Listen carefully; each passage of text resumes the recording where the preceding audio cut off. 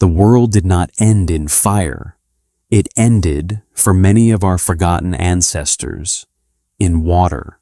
Imagine standing on a shore that no longer exists, beneath a sky colder and clearer than any sky we know today. Behind you are forests of birch and pine, herds of wild horses, reindeer, mammoths, and the small fires of human families who have lived on this land for generations. In front of you is not the sea as we know it, but a wide plain stretching far toward the horizon. Children run where fish now swim. Hunters follow animal tracks across valleys that are now buried under gray water. Caves, camps, burial grounds, paths, stories, and names all belong to a world that the ocean has not yet taken. Then, slowly at first, the ice begins to die. At the end of the last ice age, around 12,000 years ago, Earth passed through one of the greatest climate transformations in human memory. Vast ice sheets that had covered North America and Northern Europe began to melt. Glaciers retreated like wounded giants. Rivers swelled. Lakes larger than modern nations formed behind walls of ice. Sea levels rose by roughly 400 feet from their ice age low point, swallowing coastlines, plains, forests, river mouths, and perhaps the earliest places where human communities had learned to gather, trade, worship, and remember. This story is about that drowned world.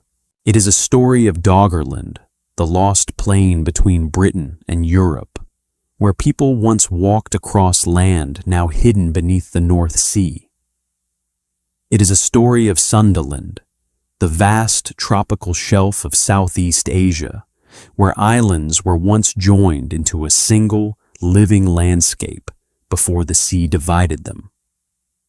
It is a story of the Black Sea, where some researchers have argued that rising waters may have broken through and transformed a freshwater basin into something much larger and darker. It is a story of Lake Agassiz, a giant glacial lake in North America whose outbursts may have helped disturb ocean currents and climate. And it is a story of Lake Missoula, whose ice dam failed again and again, sending floods across the American Northwest with enough force to carve the bones of the land itself. But this is not only a story about water, it is a story about memory. Across the world, from Mesopotamia to India, from Greece to the Americas, from the Pacific Islands to ancient China, people preserve stories of great floods. Some speak of gods, some speak of warnings, some speak of boats, mountains, drowned cities, chosen survivors, and new beginnings. We cannot say that every flood myth comes from the same event. Human beings have always lived near rivers and seas, and floods are among the oldest terrors of settled life. Yet it is possible that some of these legends carry an echo of something real, something immense, something inherited from ancestors who watched the edges of their world vanish beneath the tide. Over the next 8 chapters, we will move slowly through that vanished age. We will begin in the frozen world before the melt, then follow the warming, the sudden return of cold during the Younger Dryas, the bursting of glacial lakes, the drowning of coastal worlds, and the birth of flood legends. We will look at how disaster may have pushed human beings to migrate, to farm, to build, to measure water, to fear the sky, and to dream of civilizations older than memory.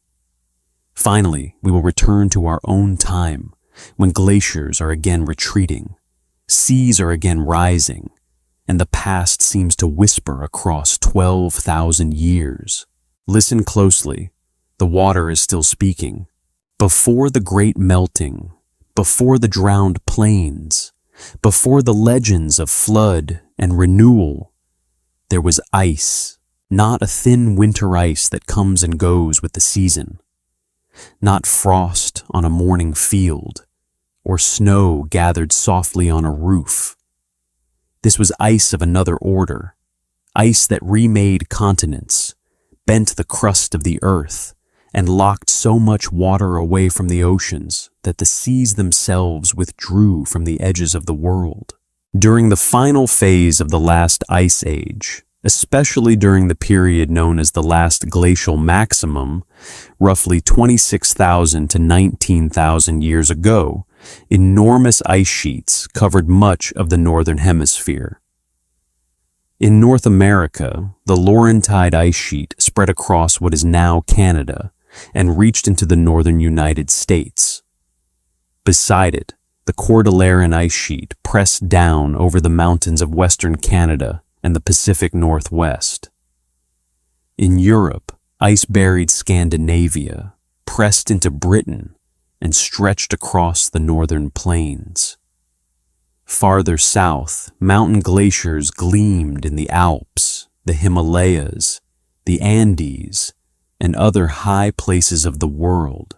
To a human being living then, the map of Earth would have looked profoundly unfamiliar. The coastline was not where it is now. So much water was trapped inside glaciers that global sea level was more than 300 feet lower than today, and in some estimates, close to 400 feet lower at its lowest point. Continental shelves that are now underwater stood open to the wind and sun. The North Sea was not a sea in the way we know it. It was a broad, low landscape of rivers, marshes, lakes, and grazing animals. Britain was not an island. People and animals could move across Doggerland between the European mainland and what is now eastern England. In Southeast Asia, the difference was even more dramatic.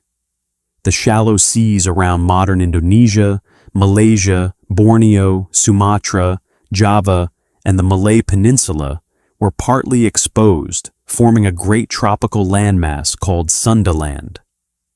Today, we see islands scattered across blue water. Then, much of that region was joined by forest, river, coast, and plain.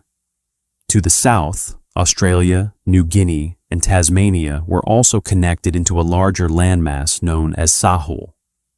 Far to the north, between Siberia and Alaska, another exposed bridge of land, Beringia, connected Asia and North America. It was not merely a narrow bridge, it was a vast, cold steppe, a world of grasses, shrubs, animals, wind, and human possibility. The Ice Age Earth was not silent or empty, it was alive. Across the mammoth steppe, woolly mammoths moved in slow procession, their curved tusks sweeping like pale moons before them. Woolly rhinoceroses grazed in frozen grasslands. Reindeer and wild horses traveled in herds. Bison left dark tracks across snow and mud. Cave lions watched from ridges. Wolves followed the movements of both animals and humans. In warmer refuges, forests survived, and in river valleys, people found shelter, wood, stone, fish, and game. Human beings were already old in the world. By the time the great ice began to retreat, our species had crossed deserts, mountains, forests, and shorelines. People had painted animals deep inside caves. They had carved figures from ivory and bone. They had buried their dead with care. They had learned the habits of migrating herds, the seasons of plants, the language of stone, the making of fire, the shaping of tools, and the fragile art of survival. They had stood beneath the stars for thousands upon thousands of nights and told stories, because even in the coldest age, human beings were never only hunters. They were rememberers. Let us imagine one such community. They live near the edge of a river plain, not far from what will one day become a seabed. Their shelters are made from hides, wood, bone, and earth. Smoke rises in a thin blue column from a central fire. The older people know where flint can be found, where herds cross in autumn, where fish gather when the water drops, and where the ground becomes dangerous after thaw. Children learn by watching. They learn how to read footprints, how to listen for cracking ice, how to scrape hides clean, how to sit quietly when the wind changes. The ocean is far away. Perhaps they have heard of it from travelers. Perhaps someone in the group has seen it, a distant shining line beyond many days of walking. But for this family, the world is land. It is open country, wetland, riverbank, forest edge, and frozen grass. The places where they gather shellfish are miles beyond our modern beaches. The places where they bury their dead may now lie under shipping lanes. Their stories may have been spoken beside fires where fishing boats pass today. This is one of the great difficulties in studying the deep human past. So much of what mattered to Ice Age people was probably near water. Rivers offered food, movement, and orientation. Coastlines offered shellfish, fish, birds, seals, driftwood, and routes of travel. Estuaries and wetlands were rich places where humans could live with fewer risks than on the open steppe. Yet many of those ancient coasts are now drowned. The archaeological record we find on land may be only the higher, drier remnant of a much broader human world. In other words, the sea may be covering some of the most important chapters of our early history. For a long time, the end of the Ice Age was imagined as a simple warming, a gentle turning from cold to warmth, like winter slowly becoming spring. But the real story was more restless. Climate did not change in a smooth line. It lurched, it paused, it reversed, it surged forward again. The end of the Ice Age was not one event, but a sequence of changes, some gradual and some abrupt, all unfolding across a planet loaded with ice. When the climate warmed, glaciers began to melt at their edges. Streams ran from the ice in summer, valleys filled with meltwater. Rivers became braided and wild, shifting across gravel beds. In front of the ice sheets, water pooled in low places, sometimes trapped by the ice itself. These were not ordinary lakes. Some were so vast they resembled inland seas. Their shores changed as the ice changed. Their levels rose and fell. Their waters pressed against unstable dams of ice, sediment, and rock. A glacier can look eternal, but it is always moving. It flows under its own weight, slowly, heavily, like a frozen river. It advances when snow and ice accumulate faster than they melt. It retreats when melting wins. At the end of the Ice Age, melting began to win more often. The white walls that had dominated the north started to pull back. Land that had been buried for tens of thousands of years saw the sky again. Plants followed. Animals followed. Human beings followed too. But retreating ice is dangerous ice. It leaves behind cliffs, crevasses, unstable lakes, and sudden floods. It changes the courses of rivers. It releases stones and sediment ground fine by the pressure of ages. It uncovers land that rebounds upward after being freed from the crushing weight of ice. It sends cold fresh water into the ocean, where that water can interfere with currents that help move heat around the planet. It creates a world in transition, and transitional worlds are rarely peaceful. Around 14,700 years ago, Earth entered a warmer interval, often called the Bowling-Allarod warming. Temperatures rose in many regions. Forests spread. Ice retreated. Sea level climbed. For human communities, this warming may have brought new opportunities. More plants, more animals in some regions, more open pathways into lands once blocked by ice. But it also brought loss. Coasts shifted, rivers changed.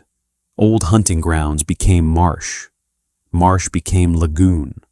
Lagoon became sea. Then came one of the strangest interruptions in climate history. Around 12,900 years ago, after centuries of warming, much of the northern hemisphere suddenly cooled again. This cold period is known as the Younger Dryas. It lasted more than 1,000 years. In some regions, conditions returned almost to glacial severity. The name comes from a small Arctic flower, Dryas octopetala, whose pollen appears in sediments from that cold interval. It is a delicate name for a harsh time. The causes of the Younger Dryas are still debated, but one leading idea is that massive releases of fresh water from melting ice and glacial lakes disrupted ocean circulation in the North Atlantic. The ocean is not simply water. It is a moving engine of heat, salt, density, and current. Warm water travels northward. Cold, salty water sinks. This circulation helps regulate climate. Pour enough cold, fresh water into the system, and the engine can weaken or shift. The result may be abrupt cooling across wide regions. For the people living through it, there was no name called Younger Dryas. There were only seasons that failed to behave. Imagine elders telling children that the winters had once been shorter. Imagine hunters watching herds change their routes. Imagine plants vanishing from familiar slopes. Imagine a family returning to a valley and finding it colder, drier, less generous than before. Human beings had survived climate change before, but survival does not make suffering unreal. 1,000 years is not a brief event when measured in human lives. It is dozens of generations. It is long enough for old memories to become myth and new hardships to become the normal shape of the world. During this unstable age, humans were also changing. In the Near East, some communities had begun to gather wild grains more intensively. In places such as the Levant, people associated with the Natufian culture built more permanent settlements than many earlier hunter-gatherers. They harvested grasses, stored food, buried their dead near their homes, and lived in a world where the boundary between foraging and farming was beginning to blur. The Younger Dryas may have placed pressure on these communities by making wild resources less predictable. Some researchers have suggested that this pressure helped push humans toward cultivation, not as a sudden invention, but as a long conversation with hunger, memory, and experiment. This matters because water and climate are not background details in the story of civilization. They are the stage itself. A people who can no longer rely on old hunting paths must find new ones. A people whose coastline disappears must move inland or learn the new shore. A people whose river floods unpredictably must watch, measure, remember, and eventually manage. The earliest villages, fields, canals, and flood myths were not born in a world of stability. They emerged from a world where climate had shown its power again and again. At the same time, far from the first villages, the ice was preparing other disasters. In western North America, enormous volumes of water gathered behind ice dams. Lake Missoula, in what is now Montana, formed when glacial ice blocked a river valley and trapped meltwater in a mountain basin. Again and again, the ice dam failed. When it failed, water rushed westward with terrifying force. These floods tore across the landscape, scoured soil from bedrock, carved channels, ripped out stones, and shaped the channeled scablands of the Pacific Northwest. They were not like river floods that rise over days. They were continent-scale pulses of violence, sudden and immense. Farther east and north, Lake Agassiz grew along the retreating margin of the Laurentide ice sheet. At different times, it covered huge areas of central North America. Its water shifted outlets as ice and land changed. When portions of that water escaped, they may have sent vast floods through river systems toward the Arctic Ocean, the Gulf of Mexico, or the North Atlantic. These releases are among the suspects in the mystery of abrupt climate change at the end of the Ice Age. Picture these glacial lakes in the silence before failure. A wall of ice stands at the far shore, blue-white and cracked. Behind it, water stretches for miles, cold and deep, reflecting a sky full of pale light. The ice groans. Water finds a weakness. A channel opens. Pressure grows. Then the wall begins to break. At first, perhaps, there is only a sound like thunder trapped underground. Then a rush. Then a roar so large it becomes the whole world. Trees vanish. Boulders move. Valleys become rivers. Rivers become inland seas. The flood does not ask whether any living thing understands it. It simply goes. Most people on Earth did not witness these particular floods. Many lived far away, in warmer lands, on coasts, in forests, beside rivers whose names are lost. But the planet is connected. Ice melting in one region raises seas everywhere. Fresh water entering the ocean can alter climate far away. A stormier coast in one generation can become a drowned homeland in another. The disaster at the end of the Ice Age was not one wave sweeping the globe in a single day. It was a long age of rising water, broken ice, unstable weather, migration, adaptation, and grief. This is why the number 400 feet matters. 400 feet of sea level rise does not sound like a story when spoken as a measurement. It sounds technical, distant, almost clean. But imagine it as a staircase. Imagine the ocean climbing one step, then another, not for years, but for millennia.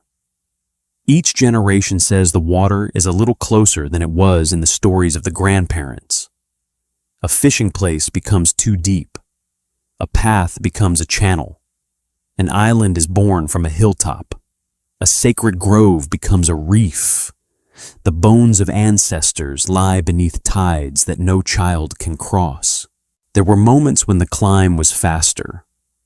Scientists have identified periods known as meltwater pulses, when sea level rose more rapidly than usual.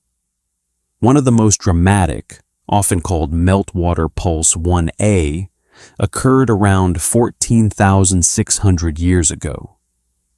During such times, the sea may have risen quickly enough for people to notice within a lifetime, not as a single wall of water swallowing the world, but as a relentless taking. The sea would come farther during storms. Salt would enter freshwater places. Shorelines would collapse.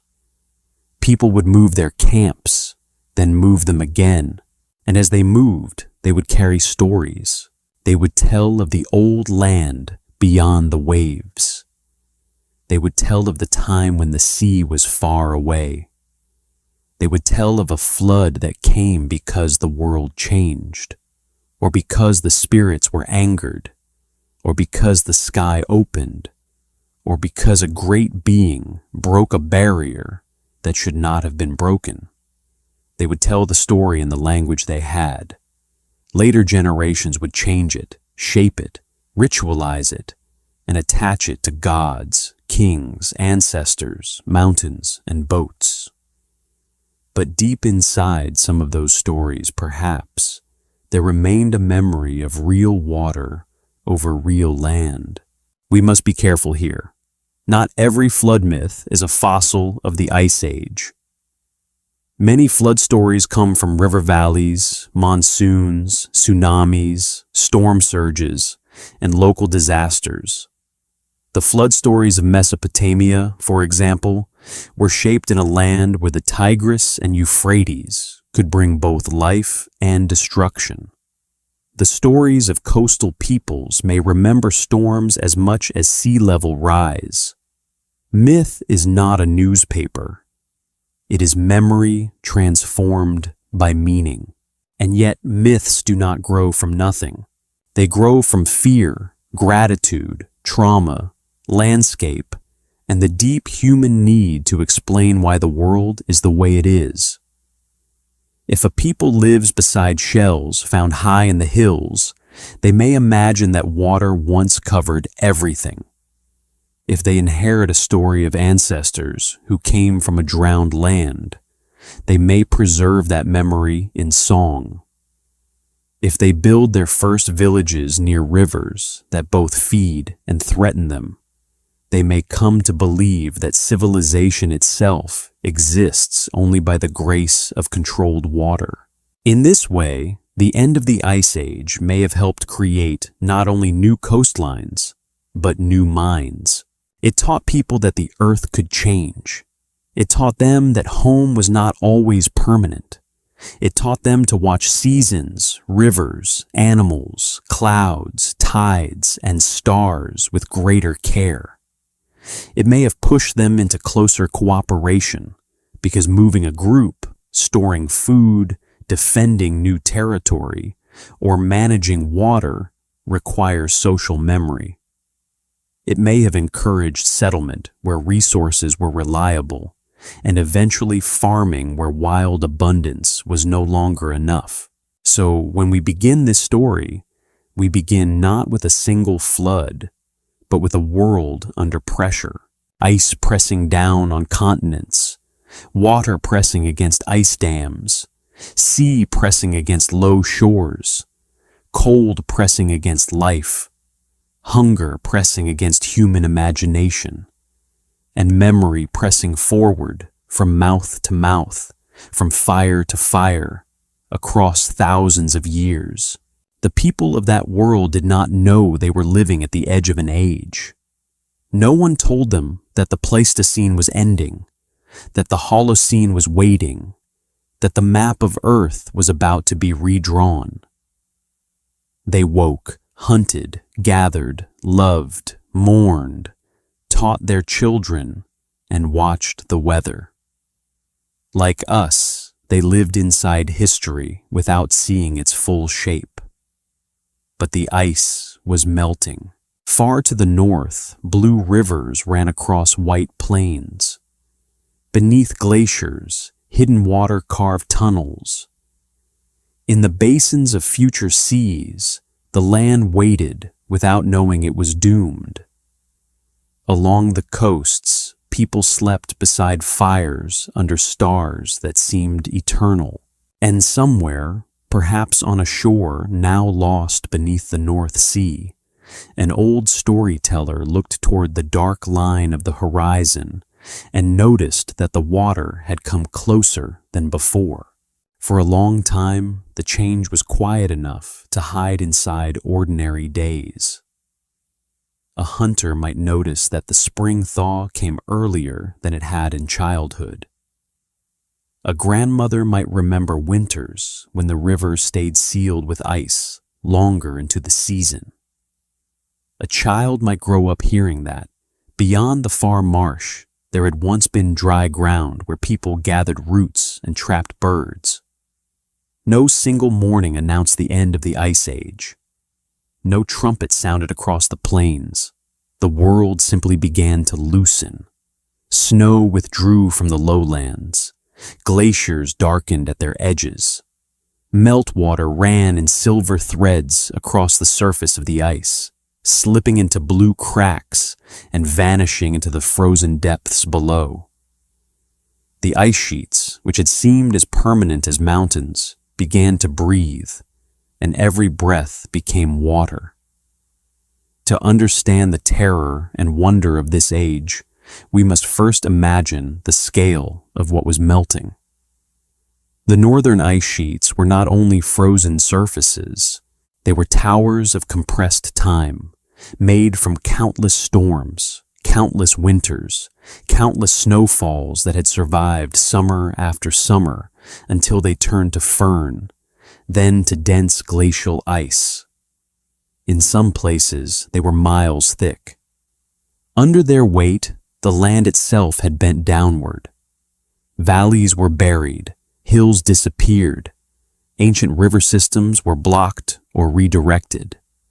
The ice did not merely sit on the world, it ruled the shape of the world. Then the climate shifted.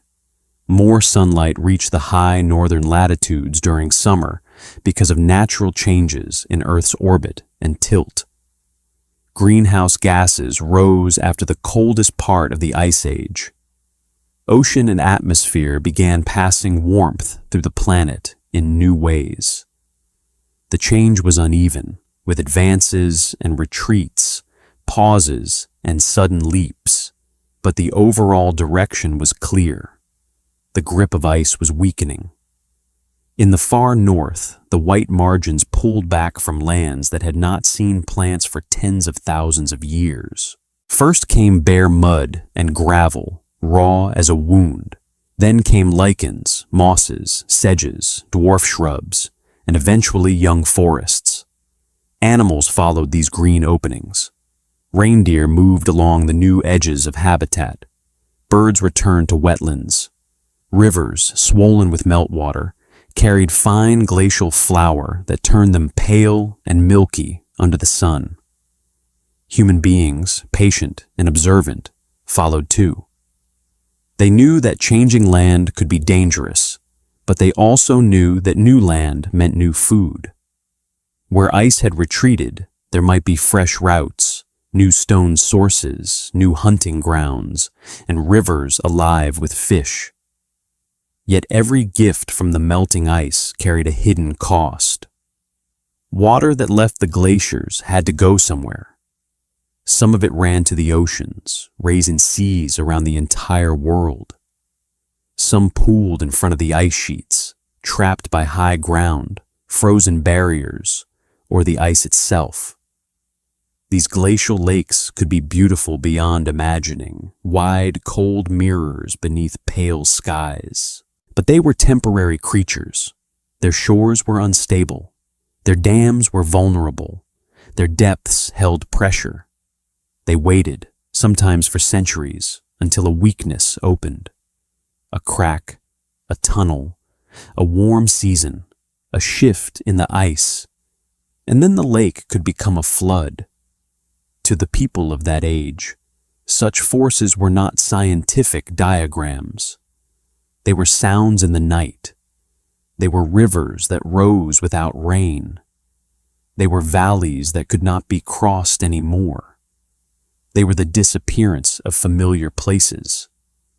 Think of a band of families living along a low coast during the early warming. Their world is rich. The sea, still lower than ours, lies beyond tidal flats and marshes. There are shellfish in the shallows, fish in the channels, eggs in the reeds, berries in the season, and animals drawn to the water's edge. The people have learned this place with the intimacy that only generations can create. They know which sandbanks are safe at low tide. They know where storms pile driftwood.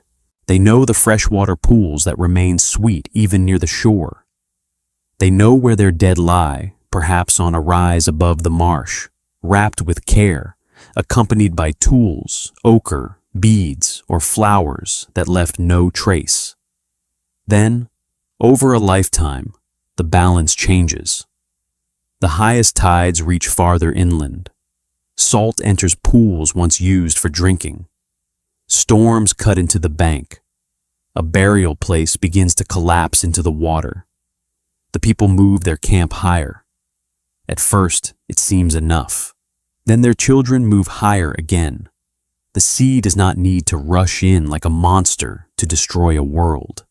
Sometimes it only needs to keep arriving. This is one of the most haunting truths of the end of the Ice Age. The catastrophe was both sudden and slow. In some places, floods may have struck with unimaginable speed, bursting from lakes and racing across landscapes in days. In other places, the disaster unfolded across generations, too gradual to be called a single event, yet too relentless to escape. Sea level rise became a kind of background pressure on human history. At the low point of the Ice Age, coastlines were far beyond the shores we know today. As the ice melted, the oceans climbed upward by hundreds of feet. The rise was not perfectly steady. There were intervals when the sea moved faster, and these faster intervals may have been unforgettable. One of the most dramatic episodes, known to researchers as Meltwater Pulse 1A, occurred around 14,600 years ago.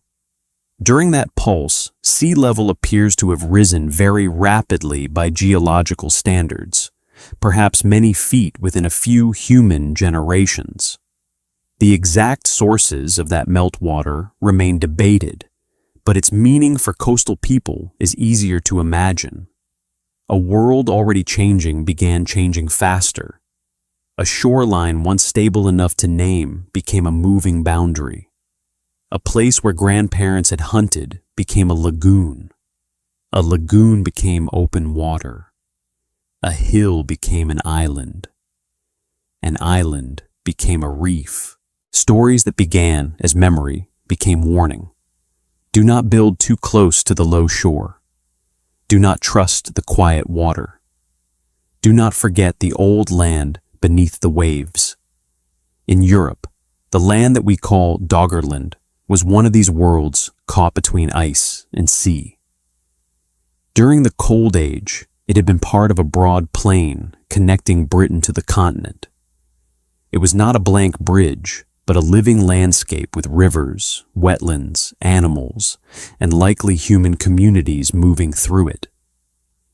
As the sea rose, Doggerland shrank. Its lowlands became marshes and islands. Its rivers widened under tidal influence.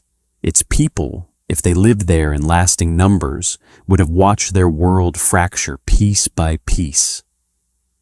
To stand in eastern Britain today and look toward the North Sea is to look across a graveyard of landscapes. Beneath the water lie old valleys, peat beds, tree stumps, animal bones, and stone tools. The sea that now separates Britain from mainland Europe was once land remembered by feet. In Southeast Asia, the drowning of Sundaland was even more vast. During the Ice Age low sea stand, much of the shallow Sunda shelf was exposed, linking areas that are now divided among islands and peninsulas. Tropical forests, river systems, savannas, mangroves, and coastlines shifted again and again as water rose. Human communities in this region were already skilled travelers through complex environments. Some may have used boats or rafts to move across channels. As the sea advanced, people did not simply vanish. They adapted, migrated, climbed into highlands, followed coasts, and carried languages, tools, plants, animals, and stories with them. The modern island world of Southeast Asia may preserve, in its deep cultural memory, the feeling of a land broken by water. Again, we must speak carefully. We cannot point to one myth and declare with certainty that it is the direct memory of one drowned valley. But we can say that the physical transformation was real. Land became sea. Connected worlds became islands. Human beings experienced that change not as a map, but as hunger, movement, loss, and awe. The same was true in many regions now hidden below shallow continental shelves. The Persian Gulf, for example, was once a low basin with river systems before rising seas filled it. Parts of the Adriatic, the Yellow Sea, the Gulf of Thailand, the Arafura Shelf, and many other coastal plains were exposed during the Cold Age and later drowned. Around the world, some of the most attractive places for human life were also the places most vulnerable to the returning ocean. This has enormous importance for how we imagine prehistory. For more than a century, people searched for the origins of civilization, mostly on land, in river valleys and dry sites where stone, bone, and architecture survived. But if early communities often favored coasts and estuaries, then many traces of their lives may now lie underwater. The missing evidence is not necessarily evidence that nothing existed. It may only mean that the ocean keeps its archives in darkness. Underwater archaeology has begun to reveal fragments of these lost landscapes, but the work is difficult. Sediment covers sites, currents scatter remains, organic materials decay. Modern seas are busy with fishing, shipping, storms, and industrial activity. Still, every submerged forest and every drowned tool reminds us that the human past was larger than the land we see. As the ice breathed out water, it also changed the sky. Fresh water pouring into the oceans could influence circulation. Melting ice altered the reflectivity of Earth's surface because dark land and water absorb more sunlight than snow and ice. Vegetation shifted, dust patterns changed, and weather systems reorganized. People living then may have experienced not only rising seas, but changing rainfall, shifting animal migrations, and unfamiliar seasons. A world of inherited knowledge became less predictable. That is one of the deepest human consequences of rapid environmental change. People survive by memory. They survive because elders know when salmon run, when plants ripen, where animals cross, how clouds behave before storms, which springs last through drought, and where ice is safe. When climate changes quickly, old memory does not become useless, but it becomes uncertain. The old signs may still speak, but they speak in broken sentences. Imagine an elder who has guided the group for decades, suddenly unsure whether the herd will return to the same valley. Imagine young hunters questioning whether the old route is still wise. Imagine a mother walking farther each year for fresh water because salt has entered the low pools. Such pressures do not need to destroy a people in order to transform them. They encourage experiment. They reward flexibility. They make movement, storage, cooperation, and planning more valuable. They may even change the spiritual imagination. In a stable landscape, the sacred may live in familiar stones, trees, springs, and hills. In a drowning landscape, the sacred may become more restless. Spirits may move with water. Ancestors may live beneath the sea. Mountains may become places of rescue. Boats may become symbols of survival. Flood stories may begin not only as accounts of destruction, but as maps of meaning for people whose world no longer stays still. The melting earth also created a strange emotional rhythm, terror mixed with abundance. Retreating glaciers released new rivers and lakes. Warmer climates opened forests and wetlands. Fish, birds, and plants could flourish in the new conditions. For some communities, the end of the Ice Age may have felt like opportunity. For others, it may have felt like exile. Often, it was probably both. A family leaving a drowned coast might discover a fertile river valley inland. A group pushed from old hunting grounds might learn to harvest grains more carefully. Communities meeting along new migration routes might exchange tools, mates, stories, and rituals. Disaster can scatter people, but it can also connect them. It can carry ideas across landscapes with the urgency of need. This may be one reason the centuries after the Ice Age were so fertile in human transformation.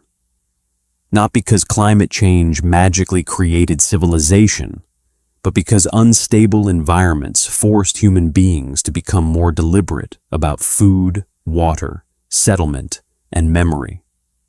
In the Near East, as wild grains became important and some communities settled for longer periods, people began building heavier houses, storing food, and reshaping their surroundings. In other regions, people developed new fishing strategies, watercraft traditions, coastal adaptations, or seasonal movements. The world after the ice was not a single road toward farming. It was 1,000 experiments.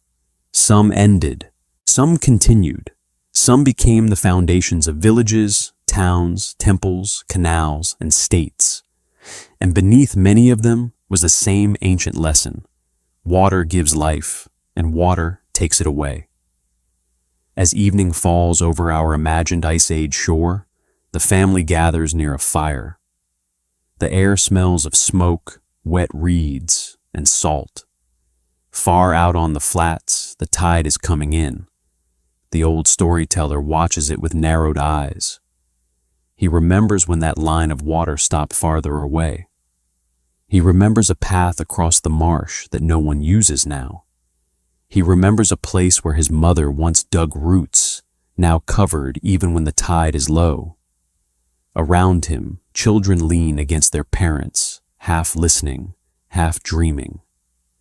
He begins to speak, not in the language of science, not in measurements of feet or years, but in the language human beings have always used when the world becomes too large to hold in the mind. He tells of the time when the water was sleeping. He tells of the day it woke. He tells them that the land beneath the waves is not gone completely, because those who remember it carry it inside them. Above the fire, sparks rise into the dark. Beyond the shore, the sea keeps climbing. Far to the north, the ice continues to melt. And in the deep places behind the glaciers, enormous lakes are growing, waiting for the moment when their frozen walls will fail. Just when the world seemed to be warming, just when the ice appeared to be losing its ancient throne, the cold came back. It returned like a memory the earth could not release, like winter rising from the grave of winter itself. Around 12,900 years ago, after centuries of warming had opened forests, filled rivers, lifted seas, and drawn people into new lands, much of the northern hemisphere suddenly slipped back toward glacial conditions. The change was not gentle. In some places, temperatures fell sharply within a human lifetime, perhaps even within decades. Forests retreated, tundra plants returned, winds strengthened, dust moved across open ground. The animals changed their paths, and the people who followed them had to learn the world all over again.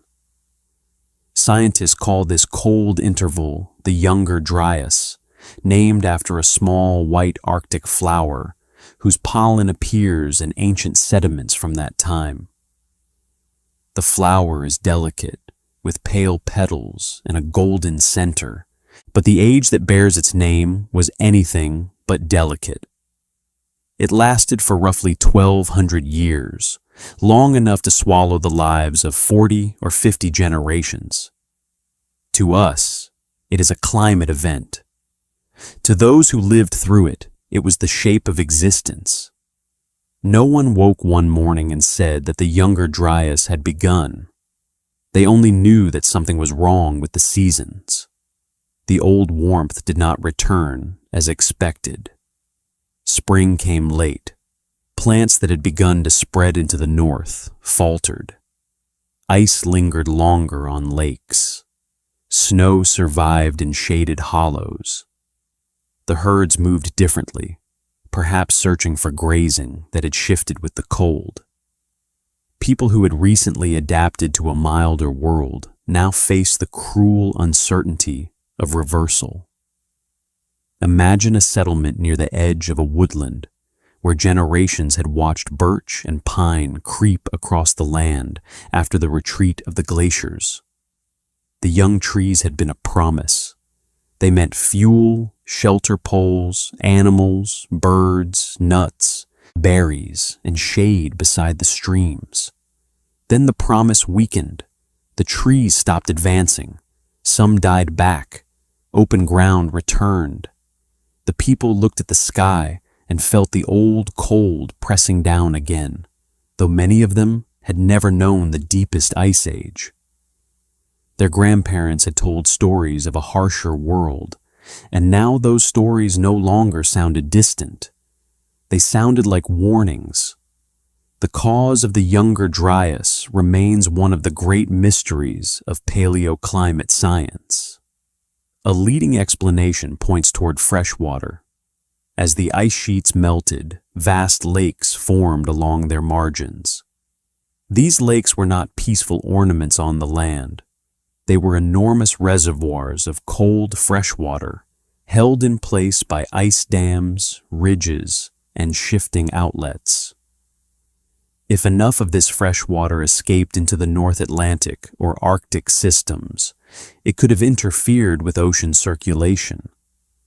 The ocean moves heat around the planet through a complex pattern of currents shaped by temperature and salt. Warm surface water flows northward. In the far North Atlantic, that water cools, becomes dense, and sinks, helping to drive a global circulation sometimes compared to a conveyor belt. But fresh water is lighter than salty water. Pour a great volume of cold fresh water into the Northern Ocean, and the sinking can weaken. The movement of heat can slow. The North can cool, even while the world as a whole is moving out of an ice age. This explanation is powerful because it shows how connected Earth truly is. A lake breaking free in North America might influence weather far across the Atlantic. Meltwater from an ice sheet might change winds, rainfall, vegetation, and human survival thousands of miles away.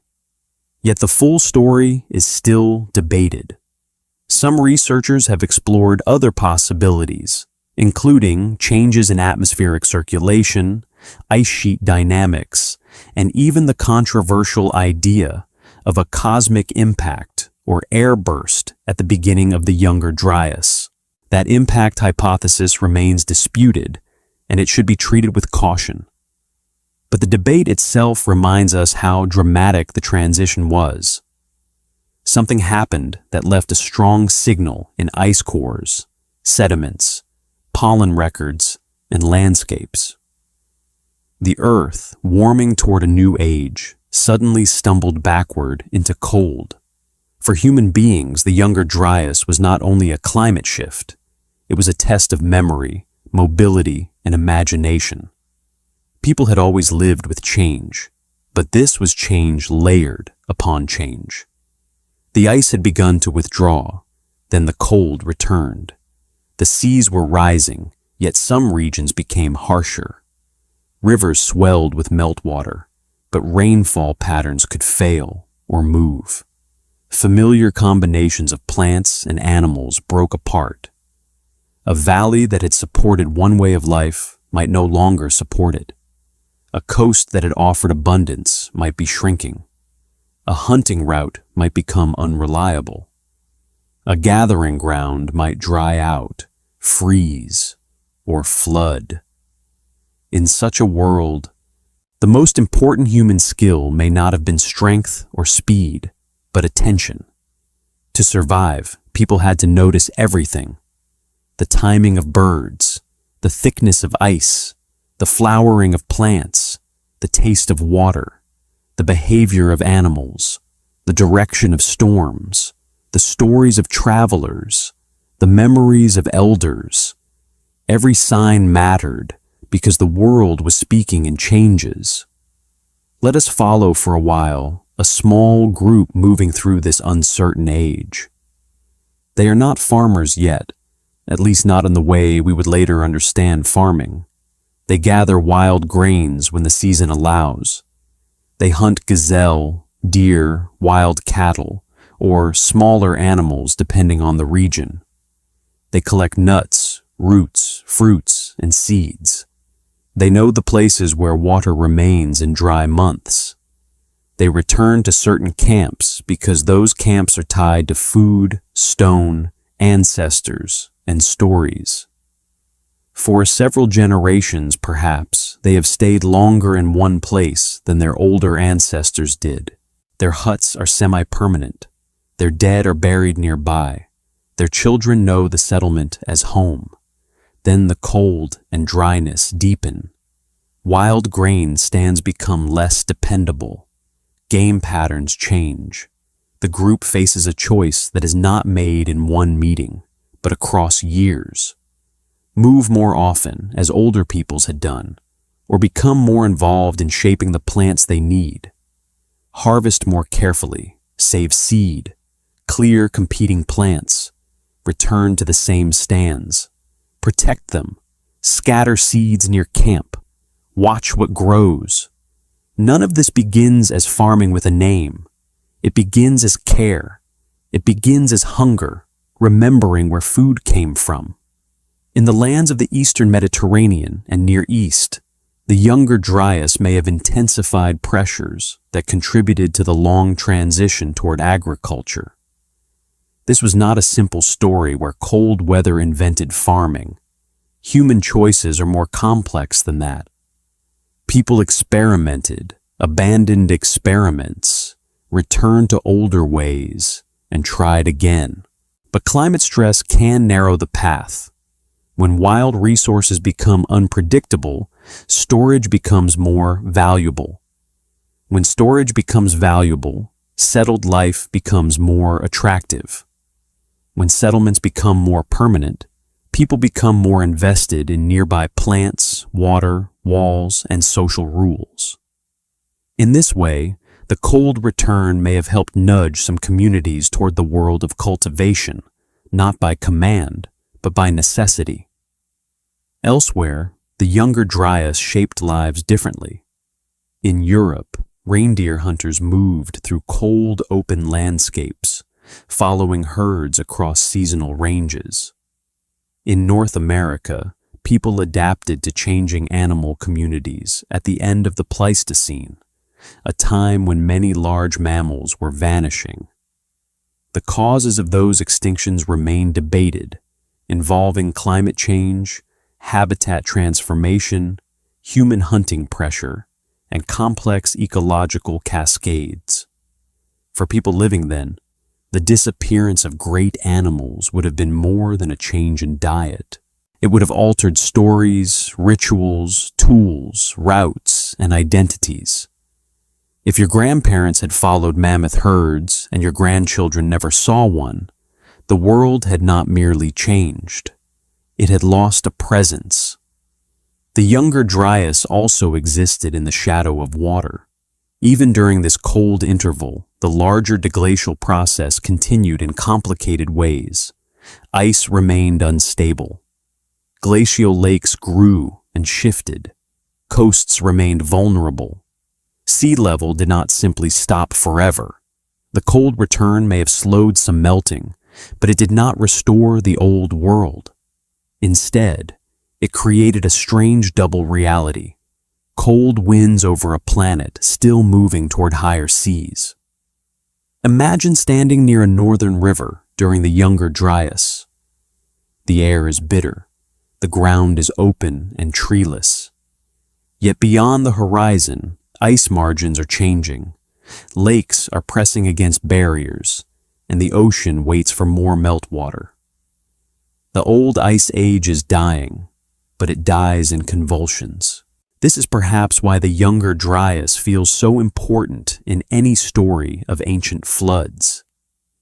It is the pause before a new surge, the backward glance before the final turning. It marks a period when climate proved that it could change abruptly, not only over thousands of years, but within the scale of human memory. A child could grow up in one kind of world and die in another. A story told by an elder could describe conditions that young listeners had never seen, but might soon see again. Such instability is the soil in which powerful myths grow. Myths often preserve emotional truth, even when their details shift. A culture may not remember a precise meltwater pulse or a named climate interval, but it may remember that the world once became untrustworthy. It may remember that water came where land had been. It may remember that cold, hunger, and migration followed the breaking of old boundaries. It may remember that survival depended on warnings, vessels, mountains, chosen families, or sacred instructions. In many flood traditions, the disaster is not random. Someone is warned. Someone builds. Someone preserves seeds, animals, knowledge, or law. After the waters fall, the survivors begin again. These themes may speak to a universal human experience of catastrophe, but they also resonate deeply with the world at the end of the Ice Age. People were not passive victims. They prepared, they moved, they remembered. They carried fire, tools, children, stories, and sometimes seeds into the future. In a slow documentary of the mind, the younger Dryas is not a single scene, but a long, dim passage. We move through it by starlight. We hear wind over dry grass. We see a family wrapped in hides walking along the edge of a frozen marsh. We see another group gathered inside a circular hut, sorting seeds by firelight while outside the night grows cold. We see hunters studying tracks in snow. We see a child touching a carved animal pendant and asking why no one sees that animal anymore. We see elders looking toward mountains where glaciers shine under the moon. Above them, the sky is brilliant, vast, and indifferent. Beneath them, the ground holds the seeds of a new age. What makes the younger Dryas haunting is that it was temporary, but not brief. After about 1,200 years, the cold period ended abruptly. Around 11,700 years ago, temperatures rose again, marking the beginning of the Holocene, the warm interval in which all recorded civilization would eventually unfold. In some ice core records, the shift out of the younger Dryas appears remarkably rapid. The Earth did not slowly wake this time. It seemed in certain regions to turn suddenly toward warmth. Forests expanded, ice retreated farther, sea level continued to rise, rivers changed again. Human communities entered a world that was warmer, wetter in some places, drier in others, and increasingly favorable to new forms of settlement. The Holocene would become the age of farming, villages, pottery, temples, cities, writing, kings, laws, trade, and memory carved into stone. But it was born from instability. It rose from the ruins of cold and flood. It was not a peaceful dawn after a quiet night. It was morning after a storm that had lasted longer than any kingdom. If we listen carefully, we can hear the emotional echo of that transition. The cold returns, then leaves. The water rises, then rises again. The animals disappear or move away. The old shore is lost. The new valley becomes home. The first fields are tended. The first granaries fill. The first walls rise. The first rituals ask the sky and water to be merciful. Human beings begin to believe, perhaps more strongly than ever before, that survival depends on remembering disaster. This belief would follow us into civilization. In Mesopotamia, people built cities between rivers that could flood with life-giving silt or devastating force. In Egypt, the Nile's flood became the rhythm of order itself. In the Indus Valley, settlements were shaped by water management and and shifting rivers. In China, flood control became a foundation of legendary kingship. Again and again, civilization appears beside water, and again, it defines itself by learning to live with water's danger. Behind those later achievements stands the older, colder lesson of the deglacial world. Nature is not fixed. The boundary between land and sea can move. The climate can turn. The world can be remade. Near the end of the Younger Dryas, imagine one final winter in a northern camp. Snow lies thin across the ground. The people sleep close together, their breath rising in the darkness. Outside, the frozen river creaks under the moon. An old woman wakes before dawn and steps from the shelter. She has lived long enough to hear stories from those who remembered warmer times, and she has spent most of her life inside the cold return.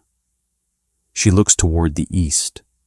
The horizon is still dark, but something in the air has changed. The wind is softer. Somewhere beneath the ice, water is moving. Somewhere far away, a lake is pressing against its dam. Somewhere beyond sight, the ocean is preparing to climb. The old woman does not know that an epoch is ending. She does not know that future scholars will give this age a name. She only knows that the world has never stayed still, and that every generation must learn again how to live upon it.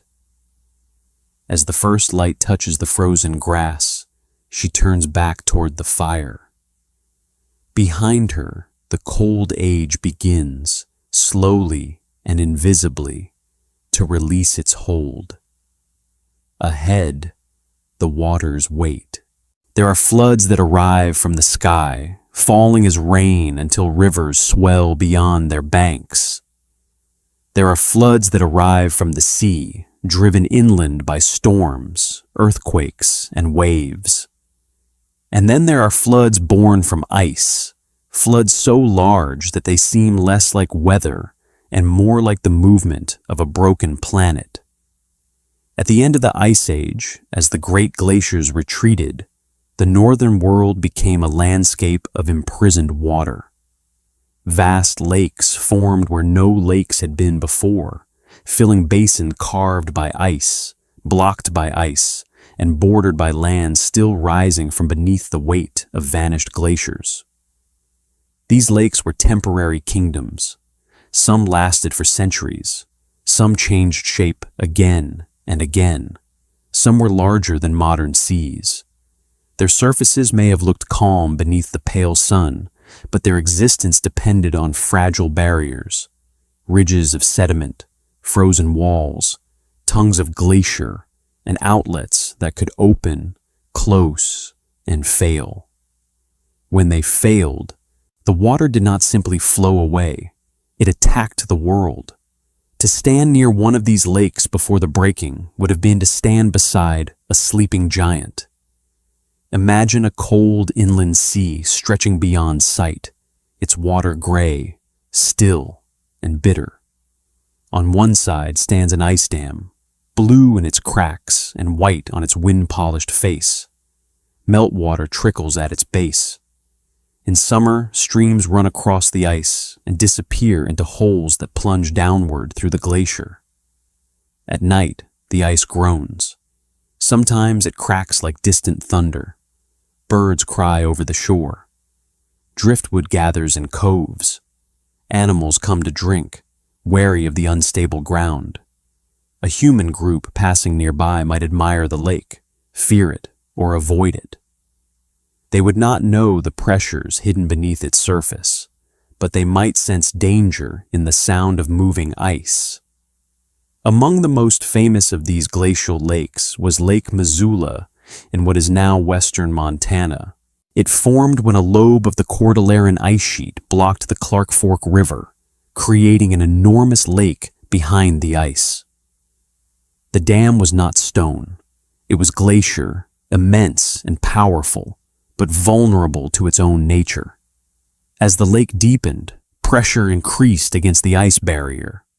Water may have lifted, fractured, or tunneled through the dam. Once a passage opened, the escaping water enlarged it with terrifying speed. The lake began to drain, not as a stream, but as a force almost beyond imagination. A wall of water surged westward through valleys, across what is now Idaho and Washington, toward the Columbia River system and the Pacific. This did not happen only once.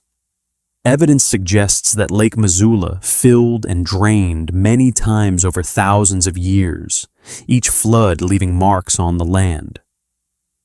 These floods helped carve the channeled scablands, one of the strangest landscapes in North America, a region of dry channels, coulees, cataract cliffs, gravel bars, and stripped bedrock. To see it today is to see the skeleton of water after the water is gone. Long before modern geology understood it, the landscape seemed almost impossible. There were giant ripple marks too large for ordinary rivers, boulders carried far from their sources, and channels carved on a scale that suggested violence. The geologist J. Harlan Bretz argued in the 20th century that catastrophic floods had shaped the scablands, a claim once controversial because many scientists preferred slow, gradual explanations. Over time, the evidence became overwhelming. The land itself had been written in flood. Picture one of those Missoula floods at its height. The ice dam fails. The lake begins to fall. Water races through a widening breach, carrying ice blocks, trees, sediment, stones, and anything living in its path. Downstream, valleys fill from wall to wall. The flood is deep enough to drown hills. It moves with such power that it can rip away soil, quarry basalt, and roll boulders as if they were pebbles. Where the flood spreads out, it leaves enormous bars of gravel. Where it narrows, it cuts deep channels. Where it pours over cliffs, waterfalls larger than any known today thunder across the land. The noise would have been continuous, a roar so complete that it would erase all other sound. For any human being close enough to witness it, the experience would have seemed like the unmaking of creation. Farther east, another giant was growing, Lake Agassiz. This vast glacial lake formed along the southern edge of the Laurentide ice sheet and at different times covered large parts of what are now Manitoba, Ontario, Saskatchewan, North Dakota, and Minnesota. It was not a simple lake with one stable shoreline. It changed as the ice retreated, as outlets opened and closed, and as the land rebounded from the pressure of ice. At its greatest extent, Lake Agassiz was enormous, larger than all the modern Great Lakes combined in some reconstructions. Its waters occupied a shifting basin of cold immensity, bordered by ice to the north and open land to the south. The lake drained through different routes at different times. Sometimes its waters flowed southward through river systems toward the Mississippi and the Gulf of Mexico. At other times, outlets may have sent fresh water eastward or northward. These drainage changes matter because Lake Agassiz was large enough to influence more than regional landscapes. If vast amounts of fresh water entered the North Atlantic or Arctic oceans, they could have affected ocean circulation and climate. This is why Lake Agassiz often appears in discussions of the Younger Dryas and other abrupt climate events. It may have been one of the great levers by which melting ice disturbed the atmosphere and ocean. Again, the precise timing and pathways remain subjects of research and debate, but the basic fact is clear. North America held a body of meltwater so large that its release could help change the world. To imagine Lake Agassiz only as a scientific object is to miss its dark beauty. Think of standing on its ancient shore at dusk. The lake stretches flat and cold to the horizon, a gray mirror beneath a sky of violet clouds. Icebergs drift in the distance where glacier fronts calve into water. The shore is muddy, marked by animal tracks and the prints of birds. The air smells of wet stone, cold silt, and ice. Somewhere beyond the visible edge, a barrier controls the level of the water. If that barrier changes, the shoreline where you stand may be abandoned. The lake may drop suddenly, leaving stranded fish, empty mudflats, and new river channels. Or it may rise, swallowing low ground and forcing every living thing to move. For people near such lakes, the danger was not abstract. Rivers downstream of glacial outbursts could rise with little warning. A valley could become a torrent. Camps placed near water for food and travel could become traps. Yet these landscapes also attracted life. Glacial lakes and their outlets supported fish, birds, plants, and animals. People would have come to them because water gathers abundance. That is the ancient bargain. The richest places are often the most dangerous. In the American Northwest, repeated Missoula floods shaped not only geology, but the later possibilities of life. They stripped some areas bare and left deep sediments in others. They changed drainage patterns, carved coulees, and created temporary lakes where floodwaters backed up behind constrictions. In the vast basin of Lake Agassiz, the legacy includes fertile soils, lake plains, beaches, and landforms that still shape agriculture and settlement today. The catastrophes of the Ice Age did not vanish after the water drained. They remained in the ground beneath farms, towns, roads, and forests. They became the hidden architecture of modern life. Glacial outburst floods were not limited to North America. Across the deglaciating world, ice dams failed, lakes drained, and rivers carried sudden pulses of water and sediment. In Iceland, Greenland, the Himalayas, the Alps, and other glaciated regions, smaller but still dangerous outburst floods have occurred in historical and modern times. The Icelandic word Jökulhlaup is often used for such floods, especially those released from glaciers by volcanic or geothermal activity. These modern examples help us imagine the ancient ones, though the Ice Age events in North America could reach scales that dwarf ordinary experience. A Jökulhlaup shows the principle: water trapped by ice can become a weapon when released. At the end of the Ice Age, the planet was full of such weapons. The human mind, living close to danger, would have learned to respect signs of sudden water. A lake that drains overnight. A river that rises without rain. A roar from a valley before the flood arrives. Fish left dying on new mud. Trees torn and piled in tangled walls. Boulders placed where no ordinary stream could have carried them. These are the kinds of sights that become stories. In an oral culture, a story is not entertainment alone. It is a survival tool. It tells children where not to sleep, when to climb, which waters cannot be trusted, and why the old people watch the river even under a clear sky. Over time, the practical warning may become sacred. The flood came because someone broke a law. The flood came because a spirit was angry. The flood came because the world had grown corrupt. The flood came because a great barrier in the north was opened. The details vary, but the emotional truth remains. Water can arrive from beyond human expectation and erase the known world. The scale of glacial floods also forces us to think differently about catastrophe. Modern people often imagine disaster as an event with a beginning and an end. The earthquake strikes, the storm passes, the river recedes, but the glacial catastrophe could be rhythmic. Lake Missoula filled and failed many times.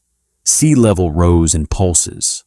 Ice retreated, paused, and retreated again. Climate warmed, cooled, and warmed again. For communities living through these centuries, disaster may have become part of the pattern of the world. Not constant panic, but recurring instability. The elders could say, "It happened before." The young could ask, "Will it happen again?" In that question lies the beginning of both science and myth. Science watches for pattern. Myth gives pattern a face. Imagine a group camped on high ground after fleeing a flood valley. Below them, water spreads where grassland had been. Trees turn in the current. The night is cold. Children cry from hunger and fear. The adults count who survived. Someone has lost a brother. Someone has lost a bundle of tools. Someone has lost the place where an ancestor was buried. In the darkness, the oldest man begins to speak. He does not have measurements. He does not know cubic miles of water, ice sheet dynamics, or ocean circulation. But he knows that a wall broke in the world. He knows the river became a sky-colored beast. He knows that only those who climbed survived. He tells the children to remember the high places. He tells them the water has a voice before it comes. He tells them to listen.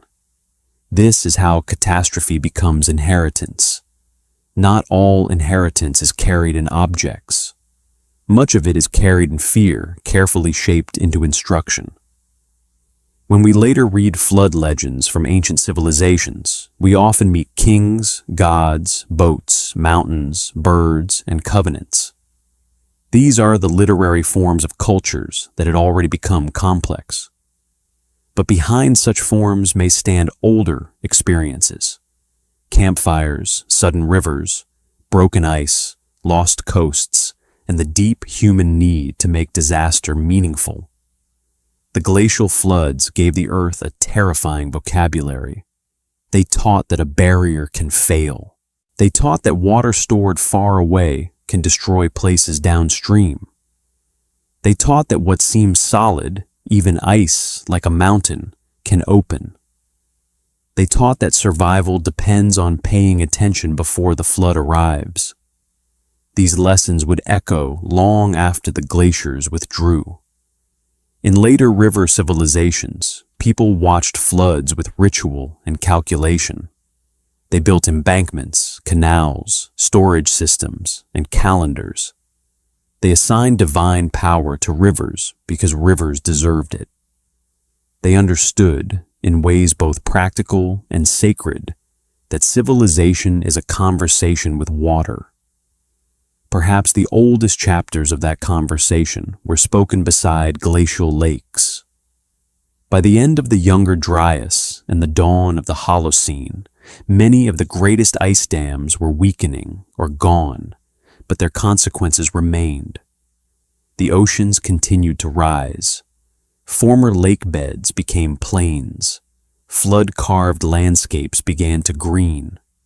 Human groups moved through regions remade by water, sometimes unaware of the full violence that had shaped the ground beneath them. A child picking berries in a quiet coulee could not know that a flood once roared there deeper than a tower. A family crossing a dry gravel bar could not know that it had been built by waters powerful enough to move mountains piece by piece. Yet perhaps some stories remained. Perhaps a hill had a name, meaning place of refuge. Perhaps a cliff was said to have been cut by angry water. Perhaps a valley was avoided when the river sounded strange. The land kept memory in stone, and humans kept memory in speech. Tonight, as we drift through this ancient world, the glacial lakes lie under moonlight. Lake Missoula is dark behind its dam of ice. Lake Agassiz stretches beneath stars that shimmer in the cold air. Along their shores, animals sleep uneasily. Humans tend small fires. The ice cracks. Water moves in hidden tunnels. Pressure gathers without hurry. Nothing seems to happen for a long time. Then, somewhere in the blue heart of the glacier, a passage opens. The lake begins to breathe out. The ground trembles. The sleeping giant wakes, and the water starts its journey toward the sea. Long after the great glacial lakes broke their walls and carved their scars into the continents, another kind of flood continued its quieter work. This flood did not always roar through valleys. It did not always arrive as a single wave or announce itself with thunder. It came with tides, seasons, storms, and centuries. It crept over mudflats. It filled river mouths. It turned forests into marshes, marshes into lagoons, lagoons into open sea. It separated hills from plains and made them islands. It erased camps, paths, graves, hunting grounds, and gathering places.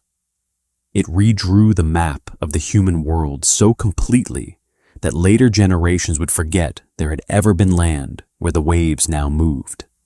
The sea was rising. Around the world, as the ice sheets melted, the oceans climbed from their ice age low point by roughly 400 feet. For the Earth, this was a geological transition. For human beings, it was the slow drowning of home. Today, when we look at a coastline, we often think of it as permanent.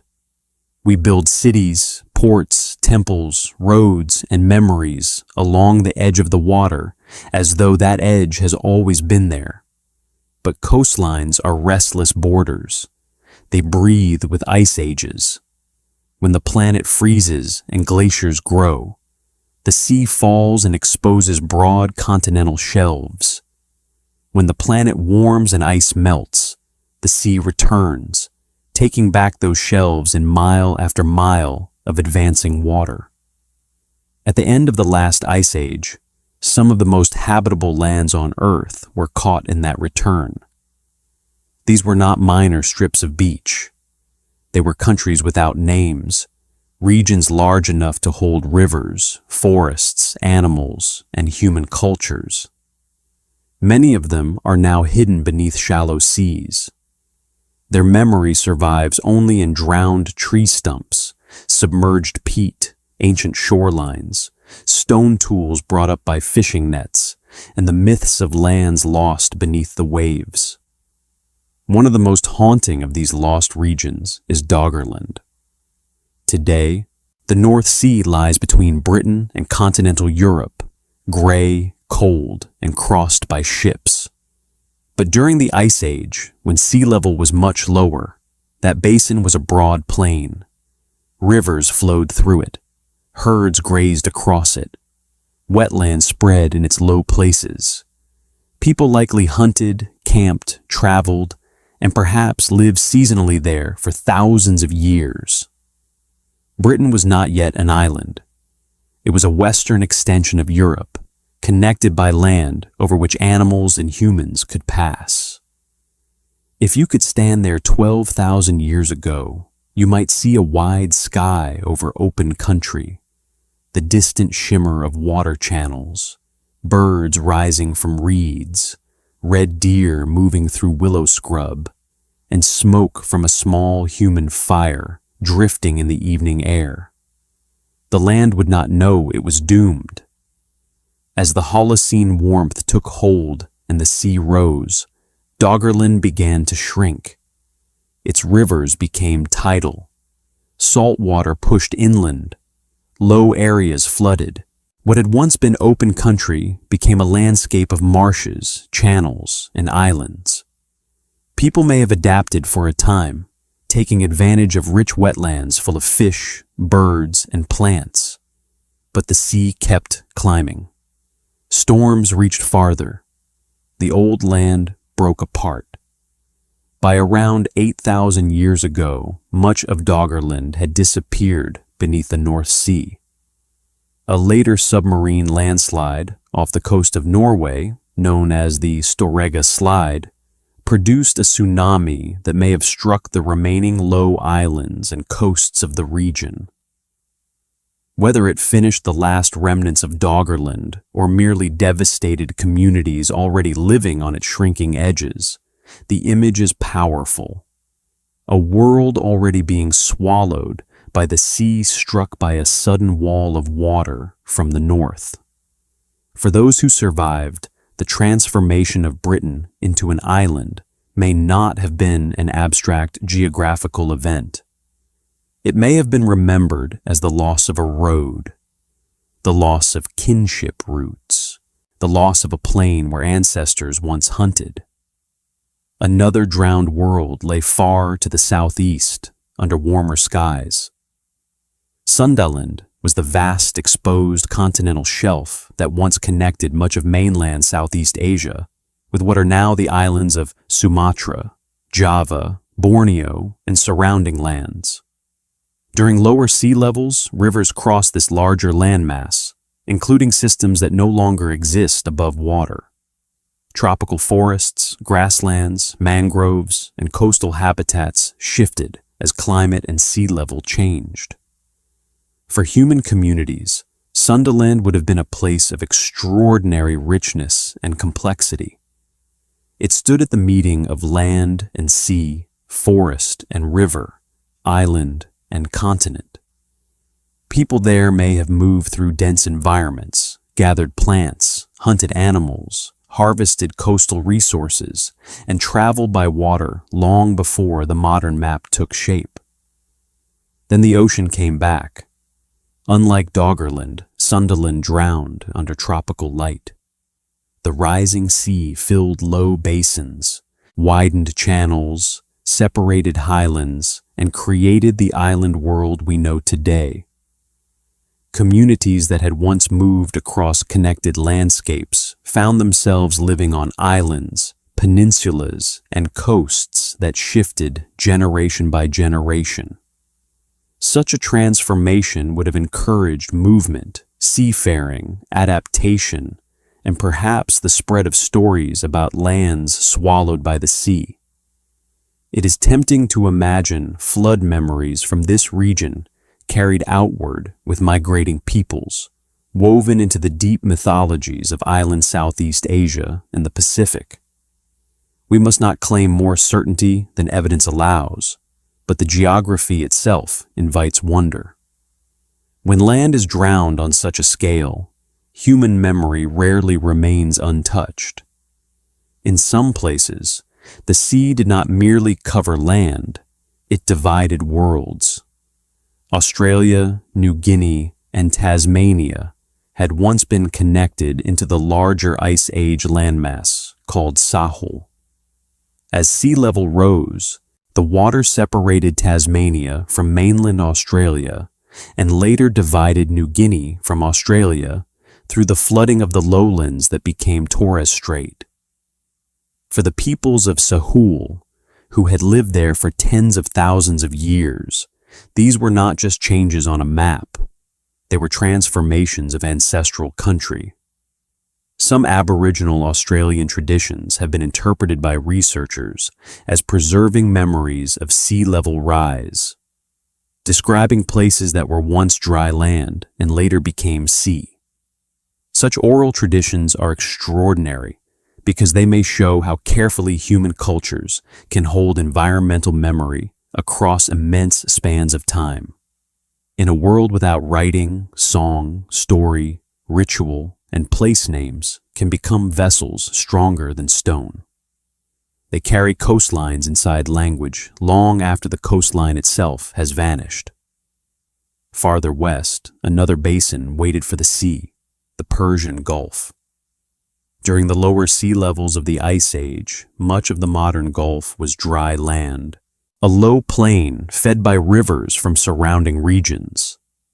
Some scholars have suggested that this basin may have offered a refuge for human groups during harsh climatic periods, with fresh water, plants, animals, and routes between Arabia, Mesopotamia, and Iran. As the sea rose in the early Holocene, it gradually flooded the basin, creating the Gulf we know today. If people lived on that plain, their settlements and camps would now lie underwater. Later civilizations in Mesopotamia would grow near rivers at the head of this marine world, telling stories of floods, primeval waters, and cities before catastrophe. We cannot simply identify one drowned landscape as the source of later myth, but we can feel how the geography might have shaped imagination. A people living near the edge of a newly formed sea may inherit older stories of land below the water, and such stories may deepen into sacred history. The Black Sea presents one of the most famous and debated examples of ancient flooding. At the end of the Ice Age, the Black Sea basin was different from today, and its connection to the Mediterranean changed as sea levels rose. In the 1990s, researchers William Ryan and Walter Pittman proposed that around 7,600 years ago, Mediterranean waters may have burst through the Bosporus into a lower freshwater Black Sea basin, causing a rapid and catastrophic rise in water level that could have displaced people and inspired flood legends. The idea captured public imagination because it seemed to offer a possible natural background for Near Eastern flood stories. Yet the Black Sea flood hypothesis remains debated. Other researchers argue for a more gradual reconnection, different water levels, or a more complex sequence of events. The truth may not be as simple as one sudden waterfall from the Mediterranean into the basin. Still, the Black Sea story is valuable because it shows how scientific evidence and ancient memory can circle each other, each asking what the other might contain. Even a gradual rise can be catastrophic to people who live on low shores. Even a disputed flood can remind us that basins, straits, and seas have histories far older than written maps. Across the planet, the same pattern repeated in different forms. The English Channel widened. The Adriatic flooded low plains. The Yellow Sea and East China Sea covered broad shelves. The Gulf of Thailand expanded over lands that had once connected coasts and river systems. The Arafura Shelf between Australia and New Guinea drowned. Beringia, the vast land connection between Siberia and Alaska, became fragmented as seas rose, eventually closing one of the great migration landscapes of the Ice Age. Every place had its own timing, its own ecology, its own human story. But the shared theme was unmistakable. The ocean returned and the world grew smaller. Imagine the psychological effect of that return.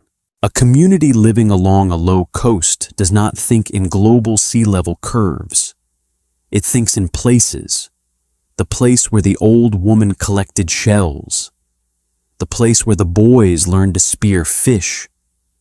The place where a child was buried beneath red ochre. The place where a strange stone marked the meeting ground with another group.